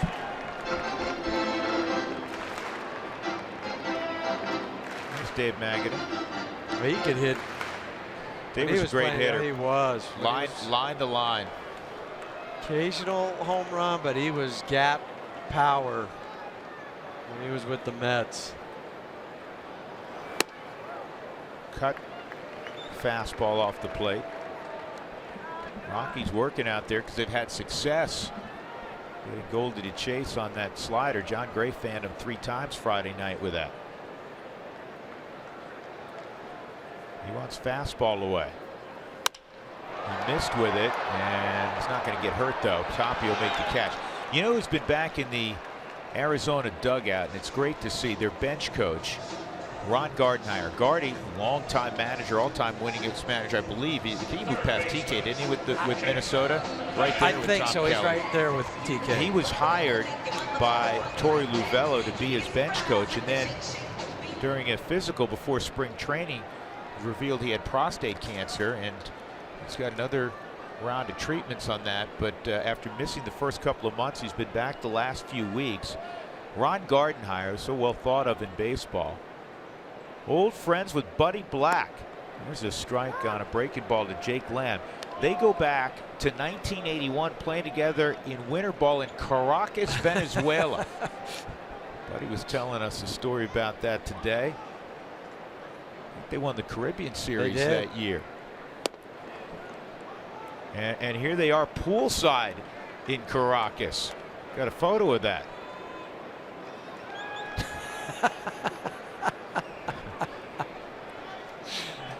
That's a great picture. Buddy was saying, where'd you dig that up? That was Jenny. Well done, Jenny. 1-2. Both guys had successful big league careers. I always, Ron Gardenhire, when I was in the American League, was either TK's bench coach or manager. Well-respected, very knowledgeable baseball guy. You know what? TK just has a few more. 1,140 wins to Gardy's 1,068. Okay. I knew they were close. 1-2. Lamb fouls it off. There were other big leaguers on that team in Caracas. Eddie Milner. Remember Eddie Milner? Yes. Remember Bo Diaz, the catcher with the Reds? He was the starting receiver for Buddy Black. Buddy started that championship game in the Caribbean Series.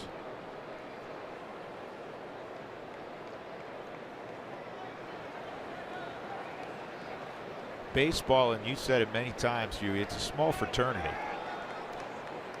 It's such a global game, but when you get down to it, it's a select few. That's a great pitch. Now can the Rockies get an out? And that takes a hop into the stands. And that's going to cost Nolan his second error of the year. It'll be a base hit and then an error because the ball went out of play. Nolan did all he could because the shift was on with Lamb. Well, he also had to barehand it. It spun to his right, so he barehands it. Probably didn't get the grip he wanted on it. So the key is you have to be able to grab a seam when you're moving like Nolan was on the Subaru Supermo. And it kicks up higher than what Mark's anticipating. It's just too bad that it went up, bounced up into the stands. They're calling that a straight E5? That can't be a straight E5. It's a hit. That, yeah. They'll change that.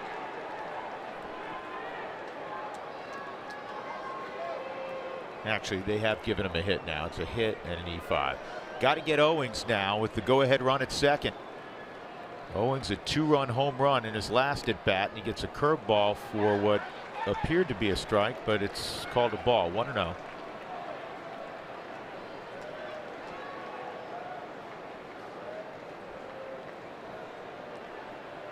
I might throw him another one now.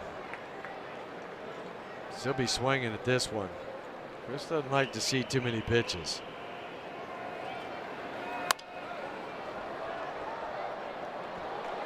One and one.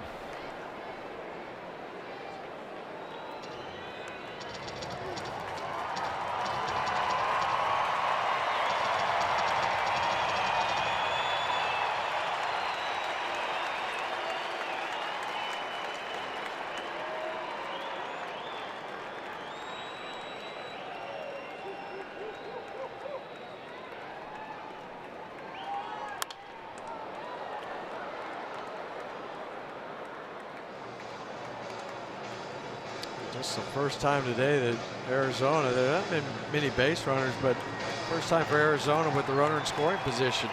This year, the D-backs against from on 1 for 13 with Risp.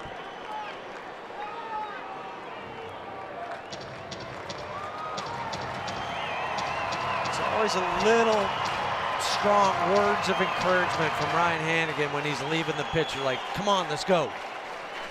Probably now with 94 pitches, just air it out. Good performance by Herman, a real good performance. Ahead of the dangerous Owings, 1-2. And the curveball. You see how He's bluffing right. the runner at second base, Jake Lamb. And that's what I was going to say, how he tried to think that, oh, this is going to be a high fastball. Watch, I'm calling it up here. No, I want a curveball down. Come on, overthrew that. Throw another curveball. But bury this one.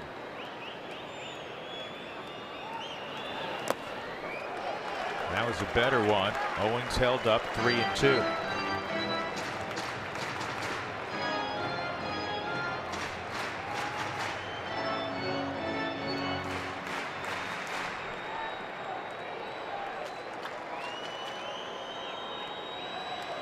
Sometimes less is more. You're talking about kind of over torquing that curveball a moment ago. The great ones can slow it down a notch when they're trying to make a big pitch. Rockies have a 22-year-old on the mound. 3-2, and that's a walk. So got to bring up Drury.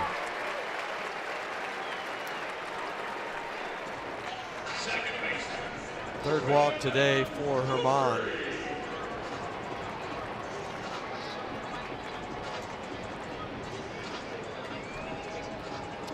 This is just a meeting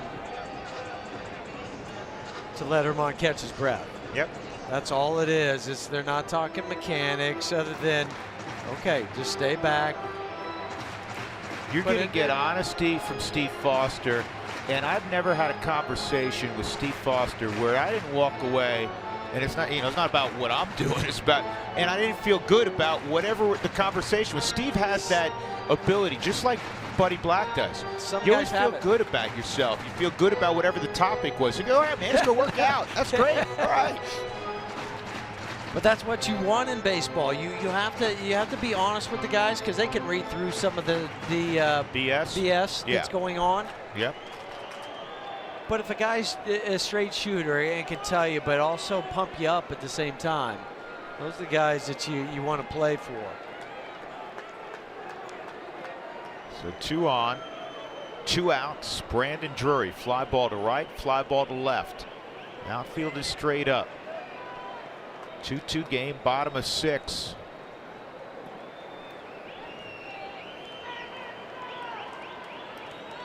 Marquez has allowed only 4 hits.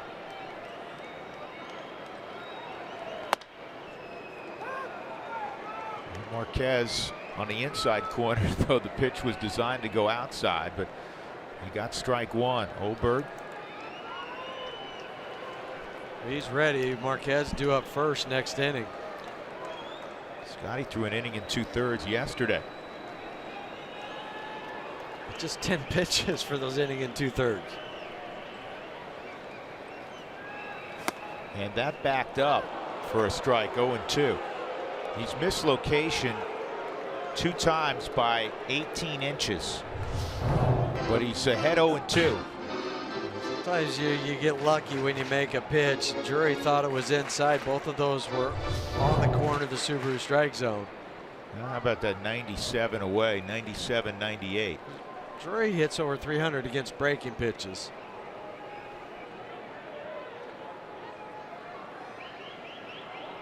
This is pitch number 100. Make it your best of the day. Down the line, foul. 3 pitches, 3 missed locations. It was 97, but he's having trouble getting it glove side right now. Both those ran back arm side. Well, sometimes when you're fatigued, it does not show up in a decrease in velocity, but a decrease in efficiency and pitch location. Because you're trying to create just a touch more mechanically, and then that's when the mechanics get out of whack. But all you have to think of is 1 pitch. It's all I have to make. Couldn't happen. Base hit, and that's going to score a run. And moving up to second safely is Drury, 3-2. Now you think about that infield hit. The 2 outs and the ensuing throw that got into the crowd. Well, I said Brandon Drury hits over 300 against breaking balls. This is a breaking pitch, and he's missed his location a few times, and he misses it again. Mike cuts it off. That's where you have to throw it into second base. It has to go into second base. But he's going to make a pitching change. Guy's already at third.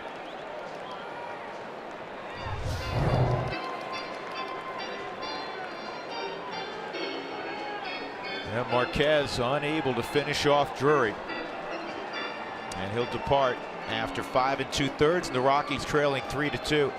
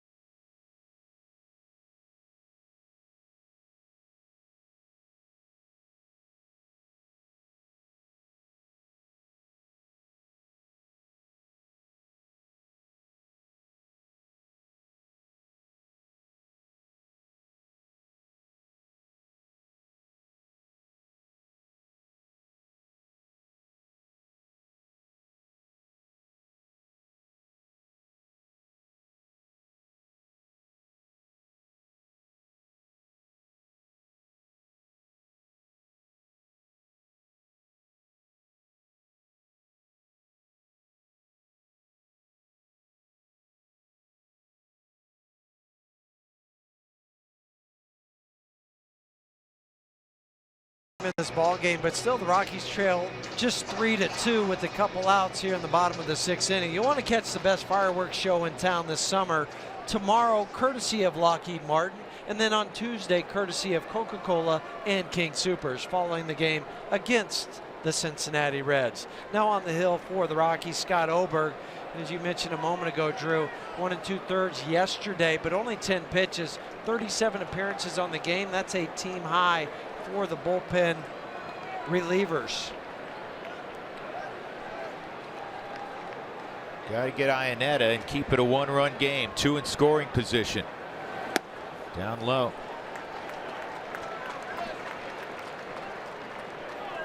Well, 2 good teams, and it often comes down to single at bats. Drury won that at bat against Marquez. Oberg needs to win this at bat against Iannetta.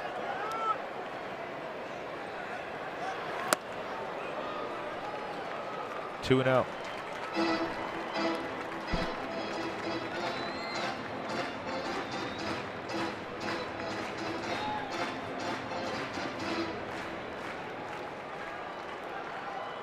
This is going to be it for Scott. If he gets out of this inning, due up first, then they have Antonio Senzatella warming up in the bullpen.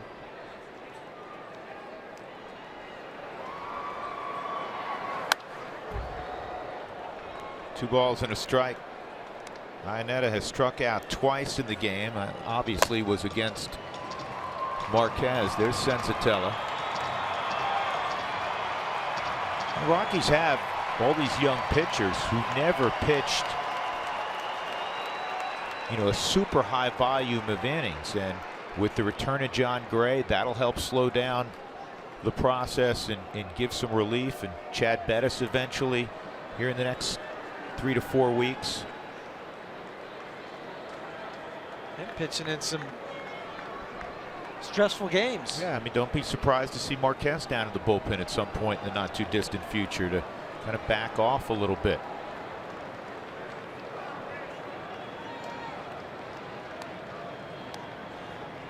2-1. And this is in the air to center. Blackman will have it in the inning. Arizona with a 2-out rally to take a 3-2 lead as we go to the 7th.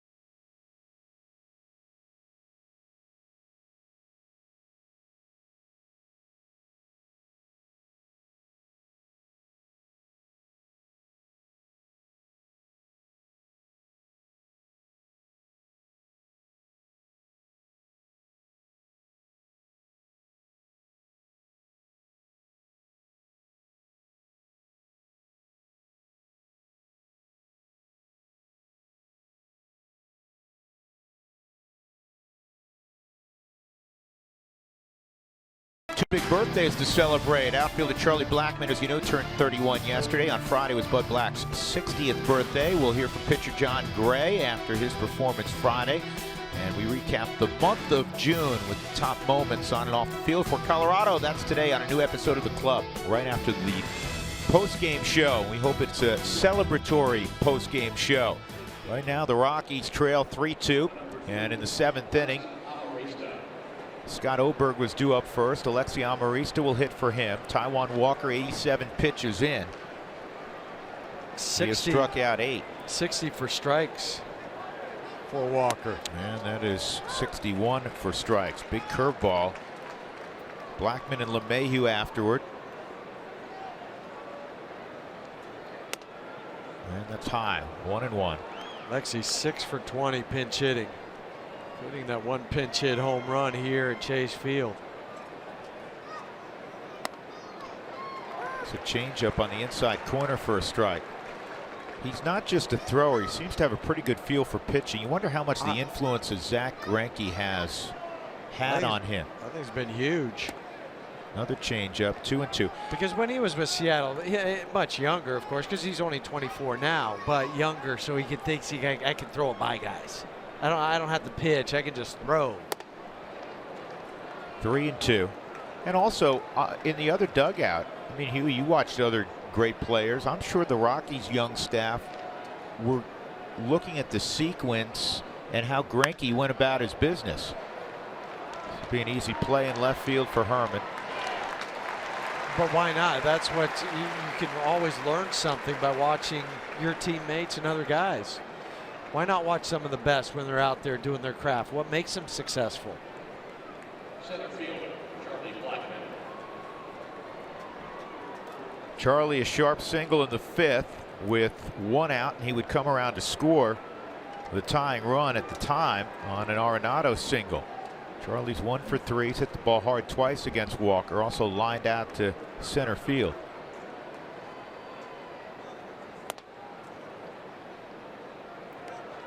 One of the rare times Charlie bluffed a bunt.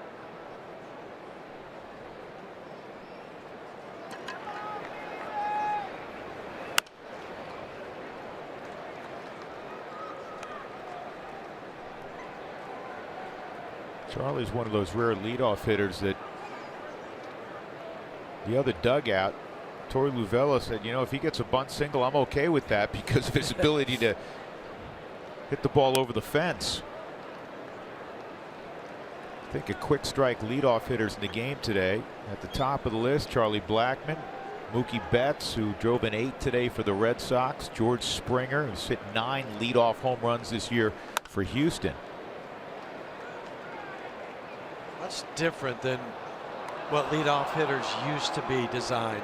They used to be little slap hitters, lay down and bunt. That be prime example for me was Brett Butler, the way he did it. I mean, everybody wants the Ricky Henderson types, but back 10, 15 years ago, was get on base and then we'll sacrifice you to second. Yeah. And this is playable in shallow left field for Herman as he calls off Marte.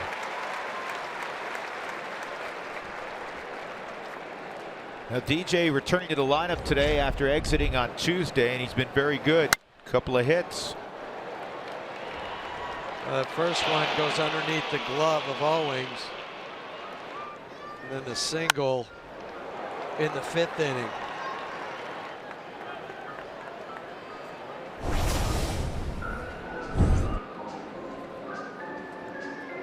They're going to have a little conference with 2 outs, nobody on. This is just a little head scratching for me. Yeah, what is this about? You got 2 outs. It's not a pinch hitter. You've already seen LeMahieu. You knew what your game plan was with him going in. Right, and you know what he's done to you already. But to take the pitcher out of his rhythm, I think that's why it's a head scratcher for me. The only thing that this is what my guess is, Butcher went out to buy Archie Bradley more time. In the event that LeMahieu gets on, he's out, Bradley's in. So now Bradley got another. Look, he gave a little cheer, because I mean that's what it's about. He just wasted time and gave Bradley the opportunity to throw 6, 7, 8 pitches in the bullpen.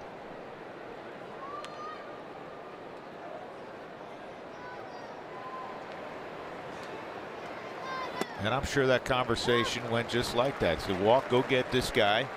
But if you don't, being honest with you, we're just buying time for Bradley.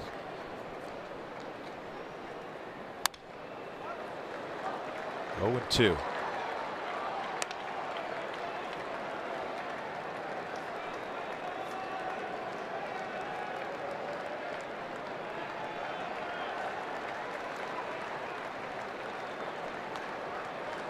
Walker has struck out 8. He's walked only 1.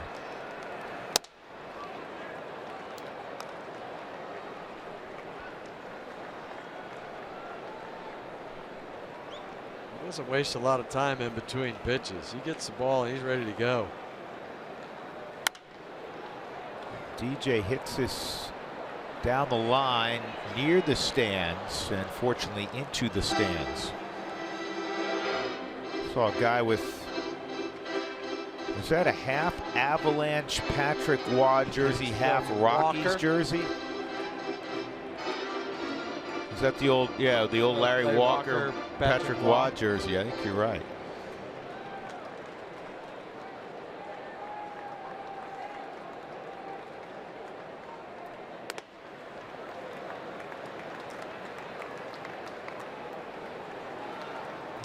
He broke that out of mothballs. Oof. It's an oldie, but a goodie. That's right.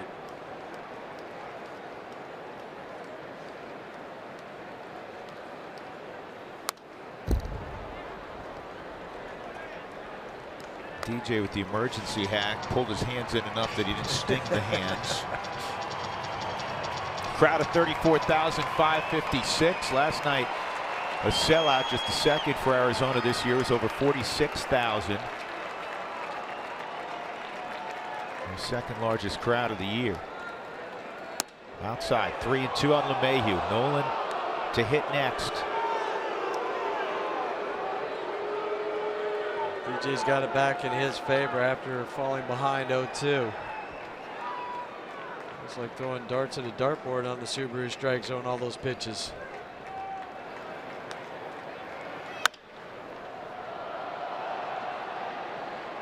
Well, you just miss, even if it's for a game, DJ, on both sides of the ball. Because if this is early in the game, I mean, he's taken 8, 9 bullets out of a pitcher's arm. He's passing on information to the guys that follow him. This is the 9th pitch of this at bat. This one's playable though. Oh, 1, 2, 3, 7th for Walker. We'll stick around for a rendition of God Bless America. The Rockies trail the Diamondbacks 3-2 at Chase Field.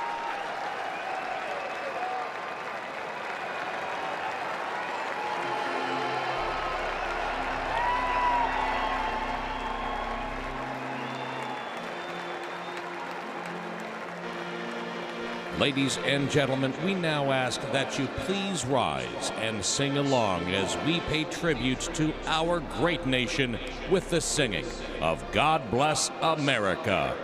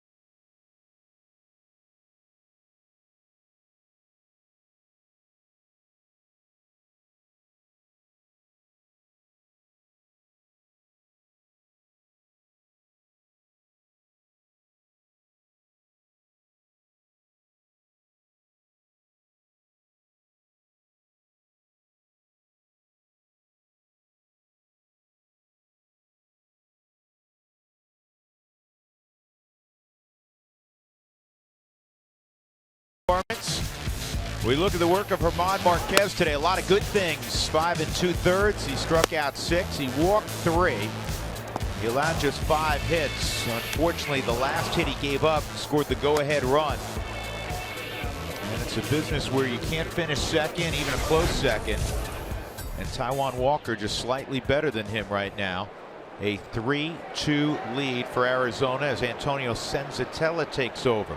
Second relief appearance this year for Antonio. He only had one minor league relief appearance, and that was in his first game back in 2012, playing for the Dominican Summer League team outside of Boca Chica. Here's Marte, fouls that back. The 8-hole hitter will be followed by a pinch hitter.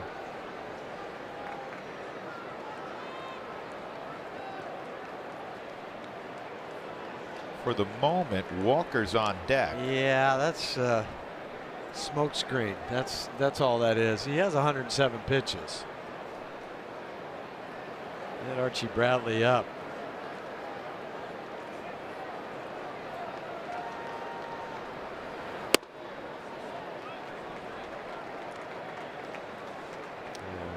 That's the guy. It's going to be David Peralta.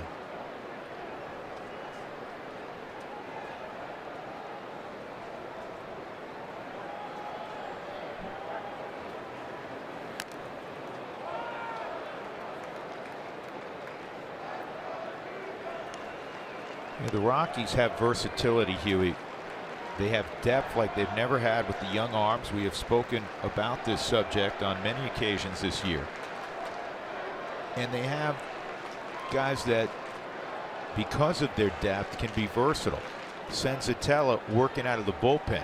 You talk about, you know, some guys have had rough times of late. Mike Dunn certainly falls in that category. Adam Ottavino.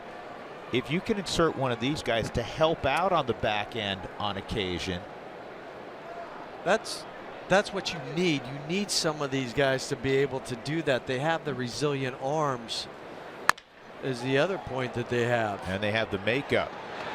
Senzatella almost got run over by Marte. He held on to him to make sure he didn't hurt Senzatella. 1 out. But there's nothing wrong with going out into the bullpen and learning some stuff out there that you can take when you move back into the rotation. Anytime you take the hill, you're learning something, or you should be. But here's Peralta, an everyday starter. Got Sunday off. Good in the pinch, 5 for 10.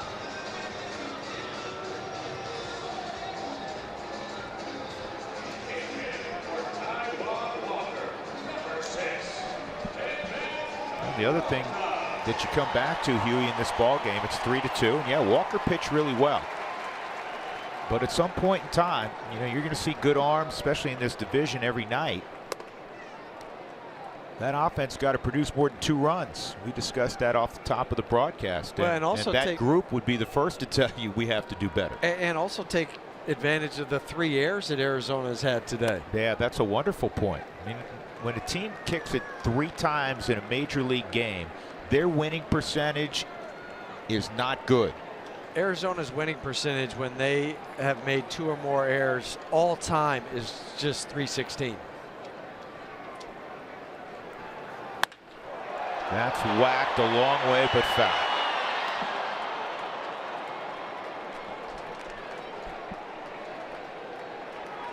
The Rockies still have 6 outs to go, so you're just down 1.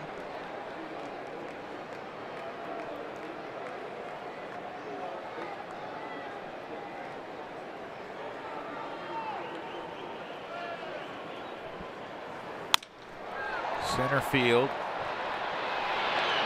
Charlie, 2 outs. Well, the next player-elect game is Wednesday, July 5th. You can celebrate Nolan Arenado and buy the player-elect ticket package to get the exclusive Arenado t-shirt.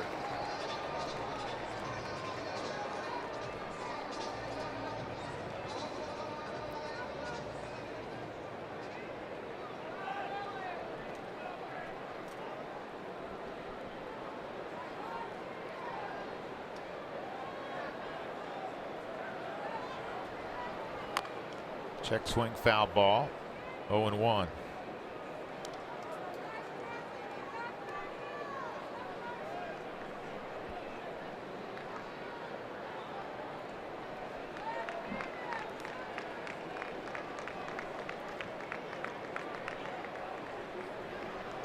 On Gregor Blanco. The Rockies will have Arenado, Reynolds, Tauchman in the 8th inning. They're going to see Archie Bradley. That's outside. Bradley's shown the last 2 games. They got a run off of Bradley on Friday. Wait a second. Bradley's not up. That's Ruby De La Rosa. Bradley was up. Last time Ruby De La Rosa threw, it did not go well. Cardinals scored a bunch of runs off of him on Thursday.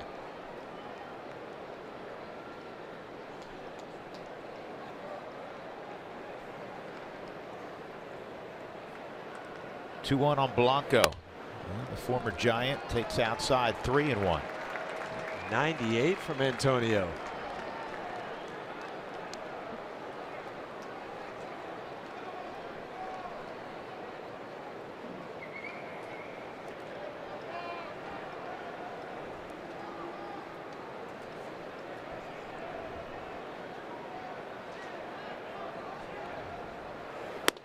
At the knees.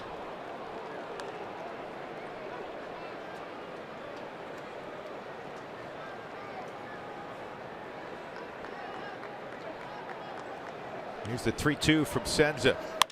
And he induces a pop-up. Shallow center. And that's a nice basket catch made by Story. Oh, he's a marvelous athlete. A 1-2-3 inning for Senzatella. So in the 8th, the Rockies will have the middle of the order coming up, trying to rally down by a run.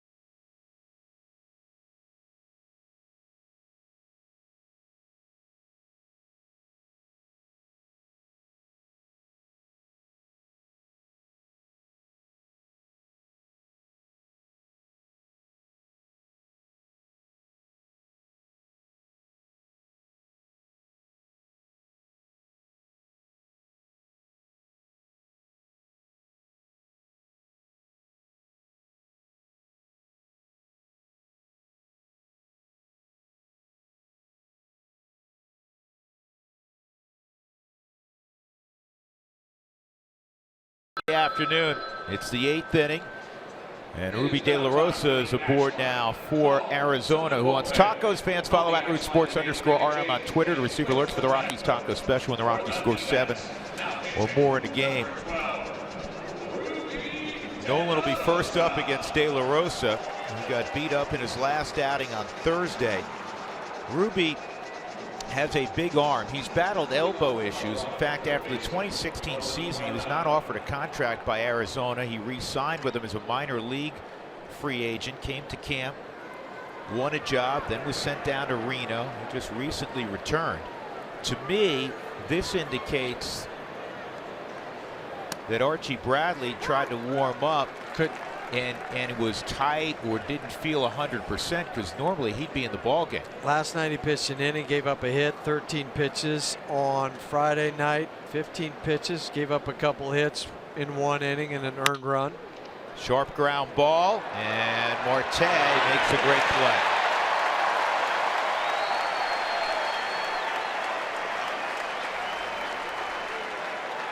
One out. That'll bring up Reynolds. This has been Marte's strong suit.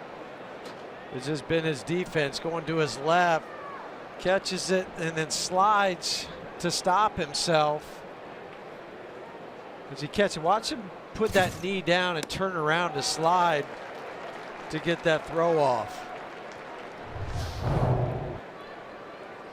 So this is his only option to put the brakes on that way and come up throwing. 2 wicked sliders, 2 strikes.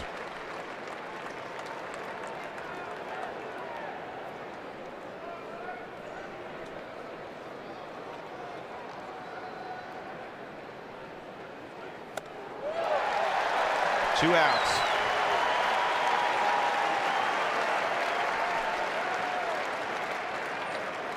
It's the 9th time the Rockies have struck out in this game. And with the left-handed batter coming up, Mike Tauchman. Here comes Torey Luvello. He's going to match up here.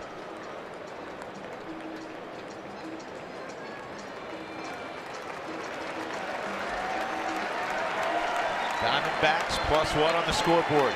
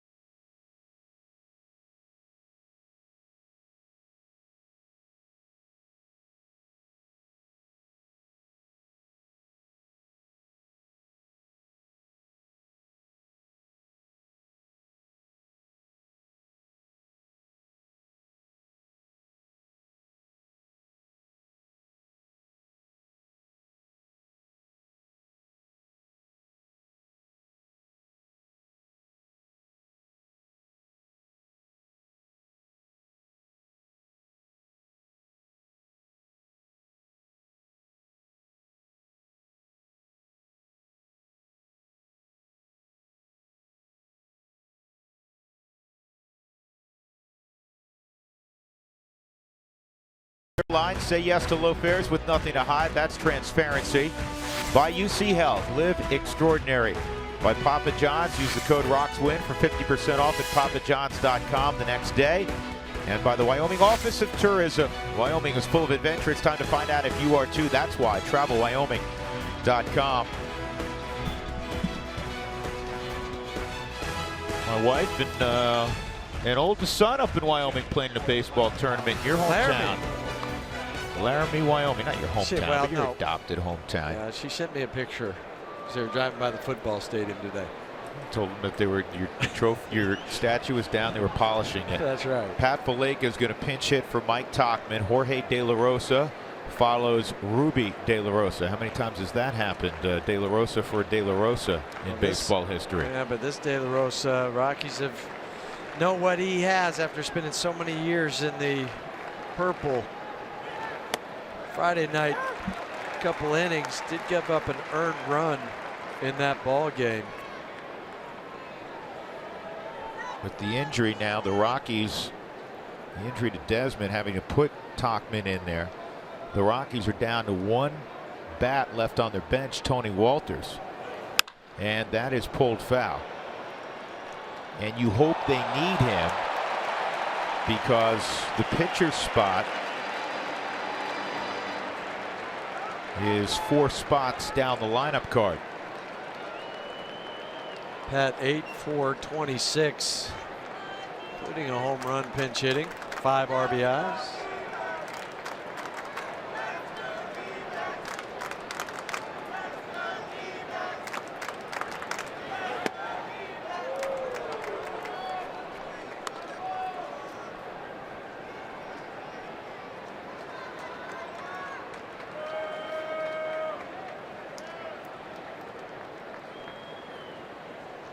One ball, 2 strikes on Pat.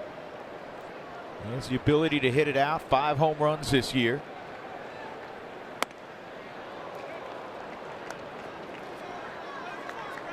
Two and 2 on De La Rosa. This was a very good fit for Jorge after leaving the Rockies for a couple of reasons. It's allowed him to just air out the fastball working out of the bullpen, but secondarily, he lives in Scottsdale. This ball is lined to left, and it's a base hit. Good job, Pat Valleca. Tying run aboard with 2 outs, and that'll bring up Raimel Tapia. And Tapia faced De La Rosa on Friday night. Hit a double, remember, to the left center field gap. Right fielder, Raimel Tapia. And that was with 2 strikes.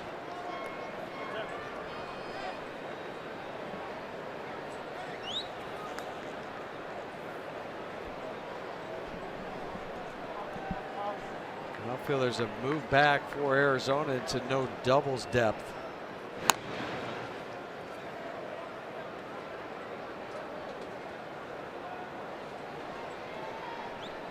Just tell it's no doubles because look at where they normally stand, where the turf is worn out. They're behind that.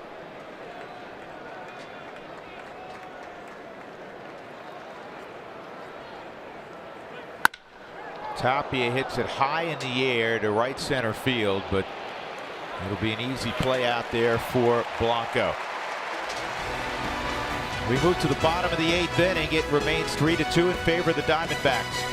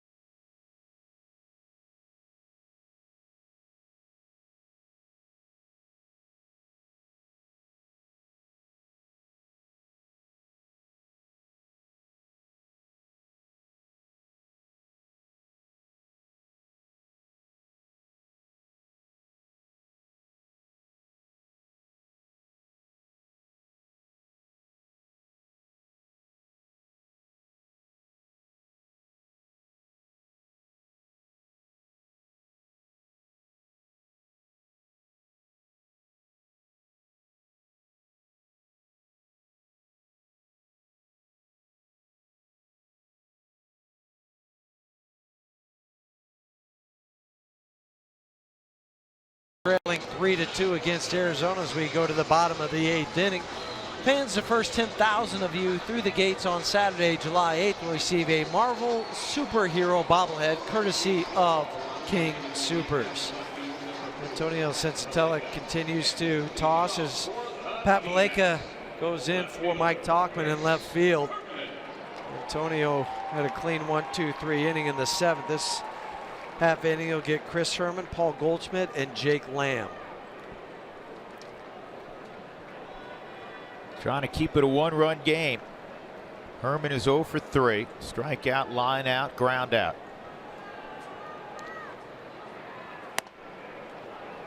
Strike one.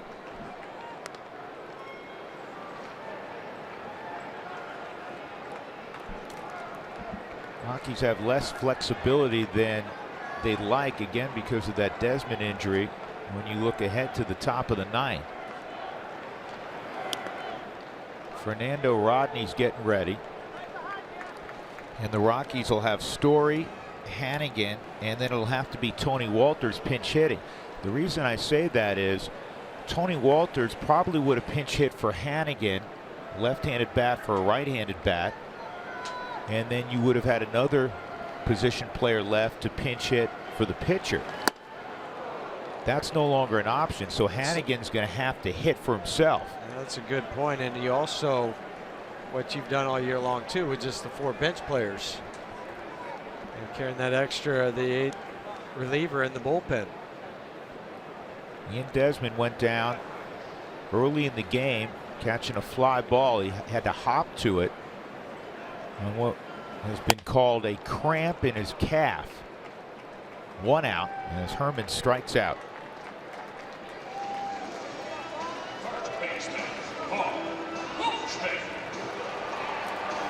The other thing is when you have a cramp in your calf, which can be really, anybody who's had any kind of cramps before in a muscle, when you get a cramp in the calf, man, it is painful.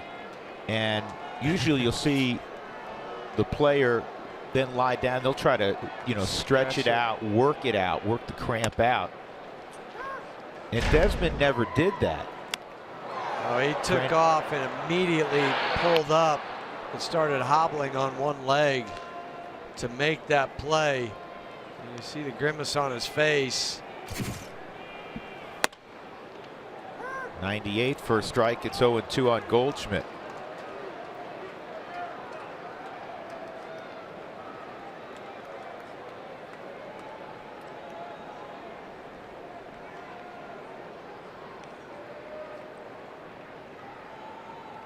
See ya. Yep.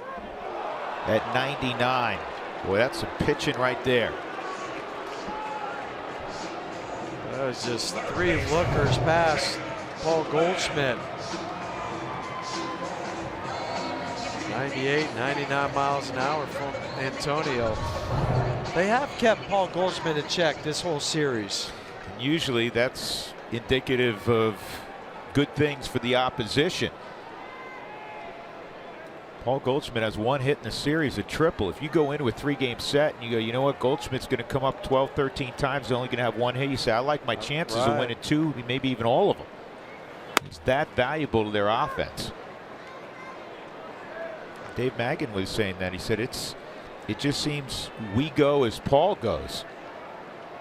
That's how some of the good teams are when they've got a star player of the ilk of Goldie. This is lifted to left. Pat Valaika will make the catch. So we'll go to the 9th. Great job by Antonio Sensatella. He faced 6 out of the bullpen and he got them all.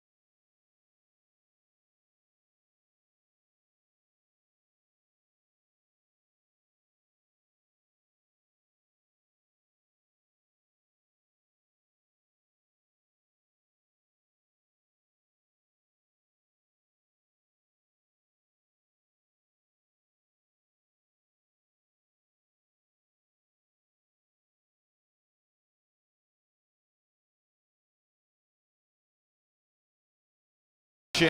Trevor Story will lead off against Fernando Rodney, armed with a little bit of intel from last night. He faced him last night, didn't go well. He struck out looking, but having back-to-back at-bats against him can only help, one would think. It's about time for Fernando too to have a market correction. Yes, because his last 11 games, he's 1-0 with 8 saves. He has not given up a hit in 10 2/3, 16 strikeouts, just 4 walks. And last night, he had pinpoint control. It's kind of remarkable at his age that he's still throwing in the upper 90s, mid to upper 90s.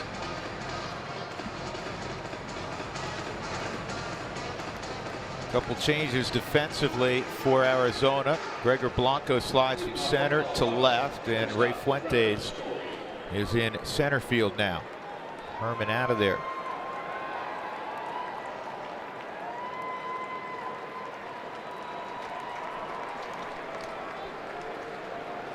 So Story, who's 1 for 2 and was hit by a pitch, an RBI single in the 4th. Trying to ignite the Rockies here in the 9th. 40-year-old Fernando Rodney.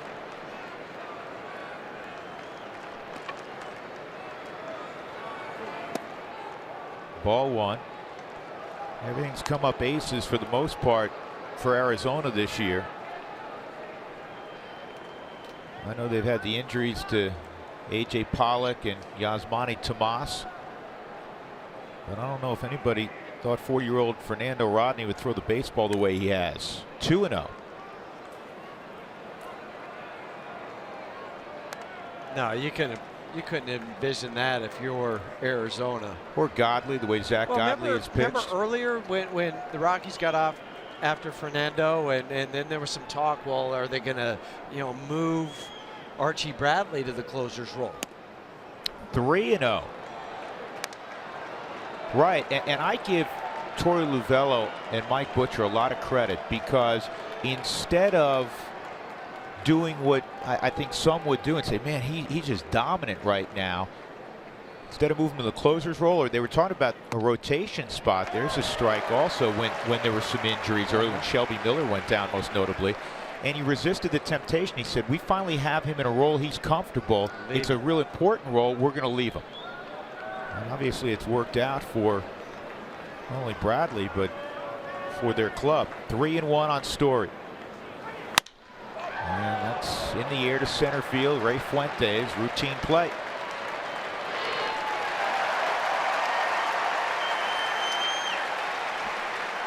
That'll bring up Ryan Hannigan. Tony Walters will come out in the on-deck circle.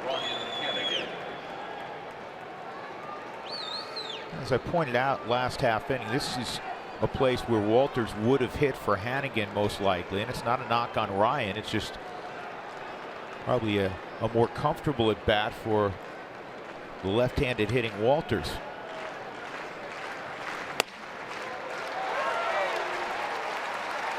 At the top of the strike zone, it's 0-1.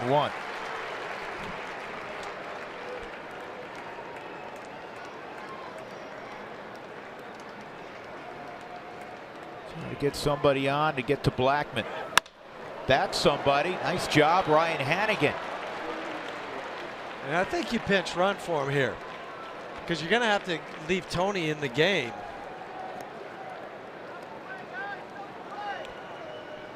And here comes Tyler Chatwood. Yep. So a 1-out knock for Hannigan. Well, he's given the Rockies a lift this weekend. And Chatwood trying to warm up the legs. He probably was told last inning to run upstairs and put spikes on. A lot of times starting pitchers won't wear spikes. They're harder on the feet. They'll be in sneakers. So he had to, I'm sure, run upstairs and get spikes on and stretch a little bit. The great thing is the locker room is about 20 steps away from the dugout. It's not like you have to run a long ways, i.e. Chicago and Wrigley Field. Tony takes ball 1.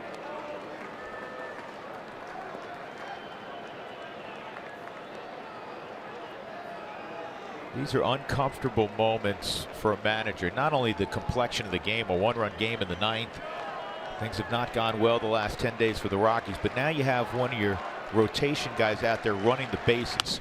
That is driven to center field. Get down and will. Base hit. Chatwood to second. Tying run there. That a baby. Tony Walters coming through. And now you have the big boys coming up. It's about time for a little market correction. He had not given up a hit in 10 2/3 innings, but now his back-to-back hits from Ryan and Tony. As a pinch hitter, just dumping it into center field.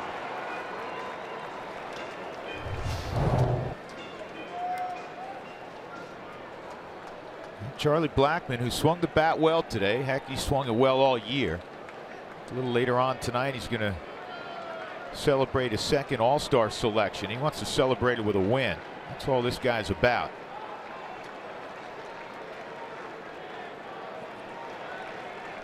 Blackmon 1 for 4. He's hit the ball hard a couple times tonight. Inside. He can slow down a bat and at bat as well as anybody in the game. There's some guys it speeds up on him. Charlie, no, goes the opposite.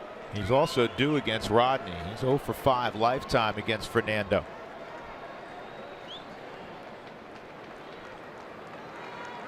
Chatwood, the tying run at second base. 2-0. You also have decent wheels at first in Tony Walters, who would be the go-ahead run, and where the outfield is positioned. Yeah, any kind of base hit, Chatwood's going to have an outstanding chance to score. Oh, he'll score because they've moved back into that no doubles depth because they have the one-run lead. Line drive, base hit toward the gap. Here comes Chatwood, and they're going to send him. The throw at the third. He scores. Charlie Blackmon comes through. That was a bad throw and a bad play from Gregor Blanco. They just made a change. They moved Blanco, a veteran outfielder, to the corner, and he inexplicably just threw to third because they may have had an opportunity on Chatwood. That ball was hit so hard. Because Tyler had to wait to make sure he saw this down.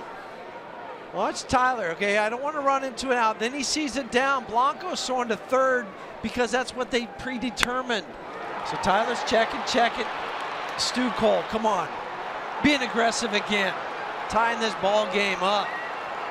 And Chatwood's being a baseball player, huh? Yes. That takes him back to his high school days when he was a shortstop. Yep, recruited by UCLA as a two-way player. DJ LeMahieu, go-ahead run at second, and Walters. 3 straight singles. 0-1. Chuck Nasty coming through. 2-0 count. Takes it the other way. Blanco cuts it off, then throwing into third. There's nobody there. Come on home, Tyler Chatwood. That was the only kind of ball that would have given them a chance. That's a strike also. To get Chatwood with the depth that they had, as we explained, because it was hit so hard, and on one hop it was fielded. And he had to freeze momentarily. All of that's going on, and he still scores. Thankfully. 2 strikes on LeMahieu.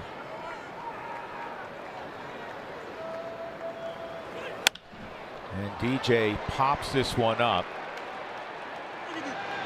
No infield fly rules. It's caught in the outfield.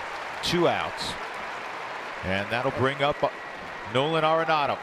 And if you're DJ, you didn't want to make it out there, but a ball in the air is better than him on the ground. Absolutely. Took the words right out of my mouth. So Nolan, who has a couple of hits today, he had a couple of hits last night, with an opportunity to give the Rockies the lead. Colorado has Adam Ottavino up. If it's tied in the bottom of the ninth, they also have Greg Holland if they can take the lead right here.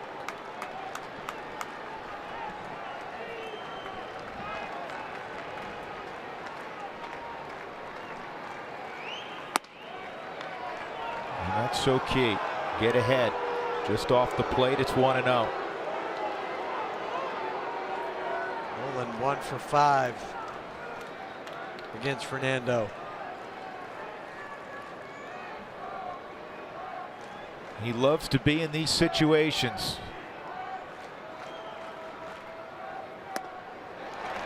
1-1. Thankfully, you get 2 more, right? Yes. Thankfully, you didn't make contact and hit a little squibber back to the pitcher. Nolan just got a flashback a little less than 2 weeks ago when he produced 2 game-winning hits for the Rockies. 2-1.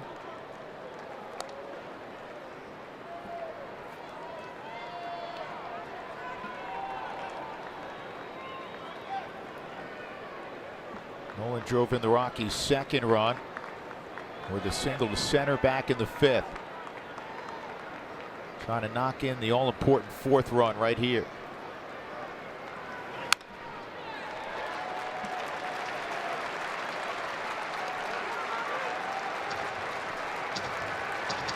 Couple deep breaths, calm the butterflies. That's right.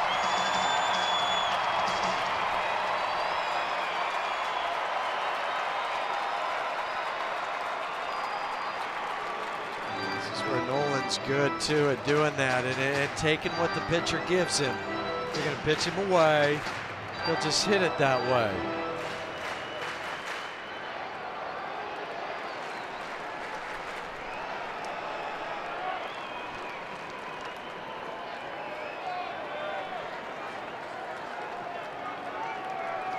Three in the 9th. And this is in the air to the second baseman, Drury. The Rockies tie it. We'll go to the bottom of the 9th. It's Charlie Blackmon. He's had an all-star first half.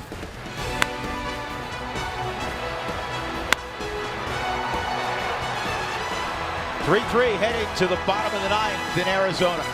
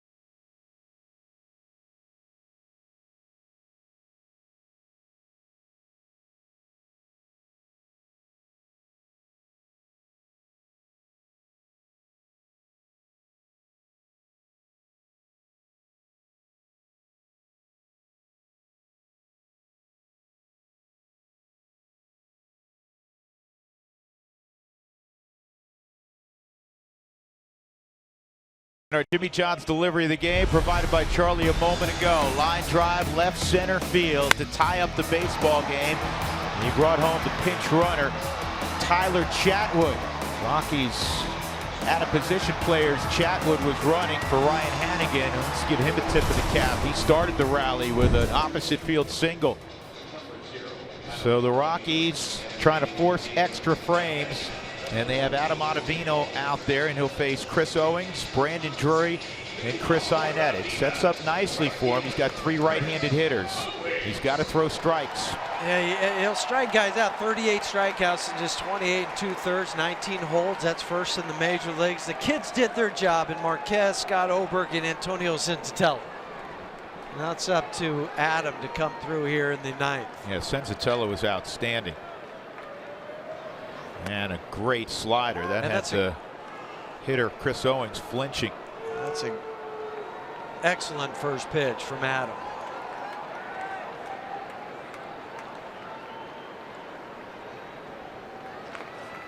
And Tony Walters has stayed in the ball game behind the plate, obviously, with Hannigan being pinch run for.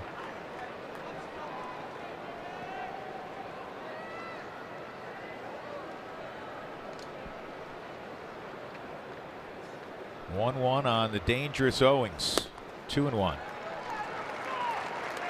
He had a home run yesterday, a couple of home runs. It was dangerous in twofold because of the home runs. Actually, 2 days ago, I should say. He had an RBI double yesterday, and today he has a two-run home run. But if he gets on, he can also steal a bag. Yep.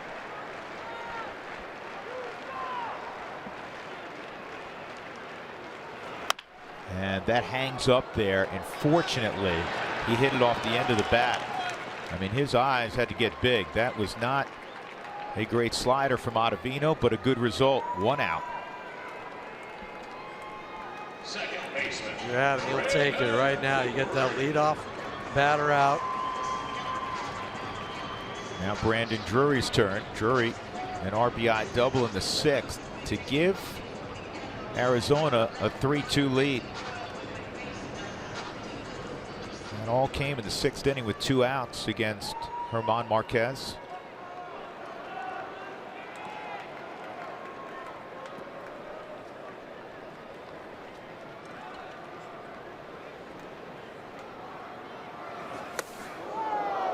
He almost dove into that fastball. He's diving for the slider, the fastball away. 5 times Ottavino has faced Drury, and he's retired him all 5 times.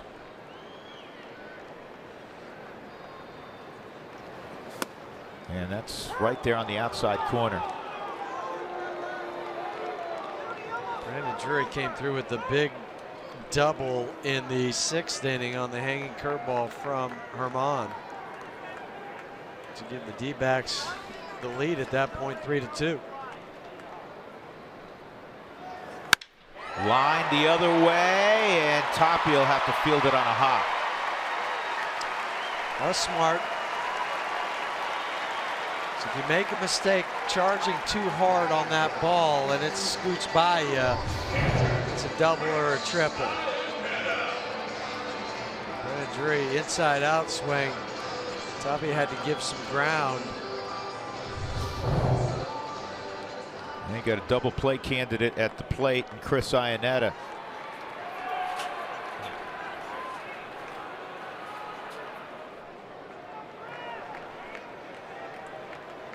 Chris Russin is now getting locked and loaded in the Rockies bullpen.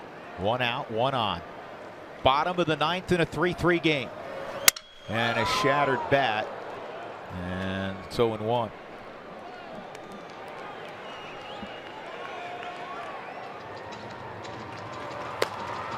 Ketel Marte, a left-handed hitter, is on deck. And on their bench,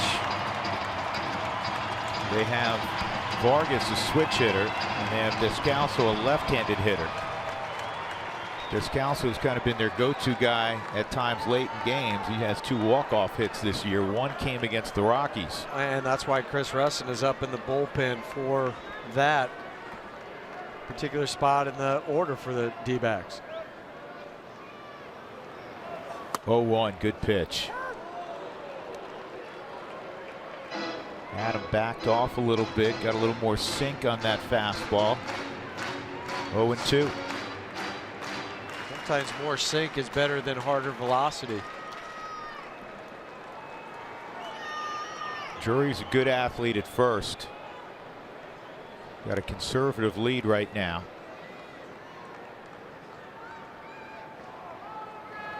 And Otto left that up. It's pulled to left, and Valaika can't get there. Drury is going to go to third and stop there, and Iannetta will move up, and that's a fly ball double, and now the winning run is 90 feet away.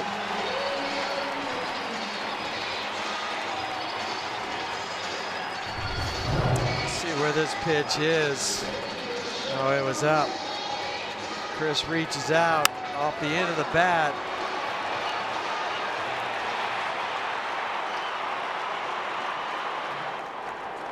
Well, you had him where you wanted, just didn't execute the pitch. Buddy's going to make a change. He'll bring in the left-hander Russin. And you got to bring the infield in. You have to bring the outfield in.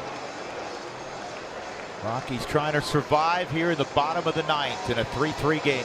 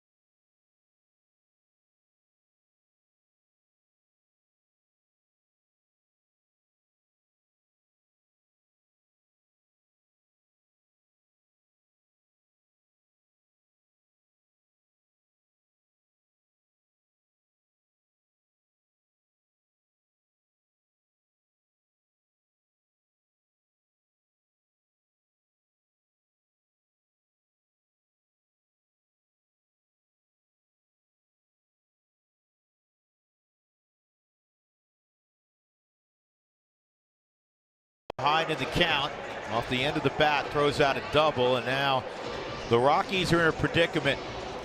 The winning run's 90 feet away. Chris Russin is on to try to get the Rockies into the 10th inning.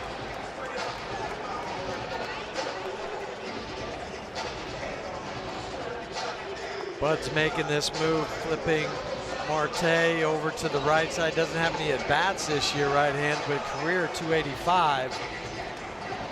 But you got to play the infield in now. Got to play the outfield in as well. Shorter. So the switch hitter Marte.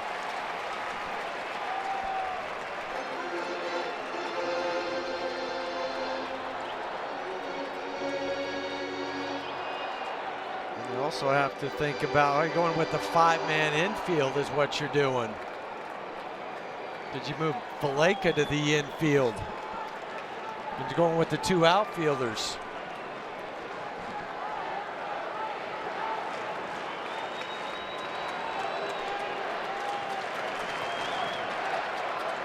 You don't see this every day. So here we go. Russin against Marte.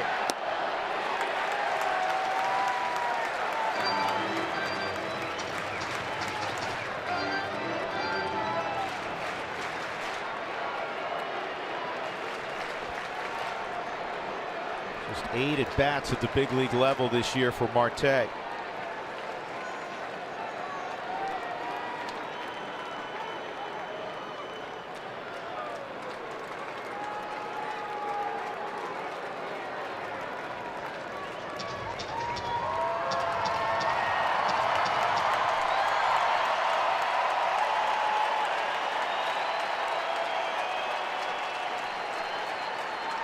And he got him swinging. I don't remember. Seems like all the pressure's on Russin, but you got a guy up there who feels the pressure also in Marte. He was over anxious. When it started the year in AAA, where he played 70 games down there, so not many games for this club. So he's wanting to impress, but Chris is doing a good job. Softer to him. Don't throw it hard up there. There you go. 1 and 2 change-ups. And you can just see from the swings how anxious Marte is. He's thinking he needs to hit a home run, and so that's where you feed into the aggressiveness. Good call from Tony and great execution from Chris. Ildemaro Vargas, another switch hitters in the on-deck circle. Fuentes is scheduled. Remember, he went into center field. He was in the on-deck circle. He just came back to the dugout. He's a left-handed hitter. That's the reason behind that. First things first, 1-2. And that's a game winner.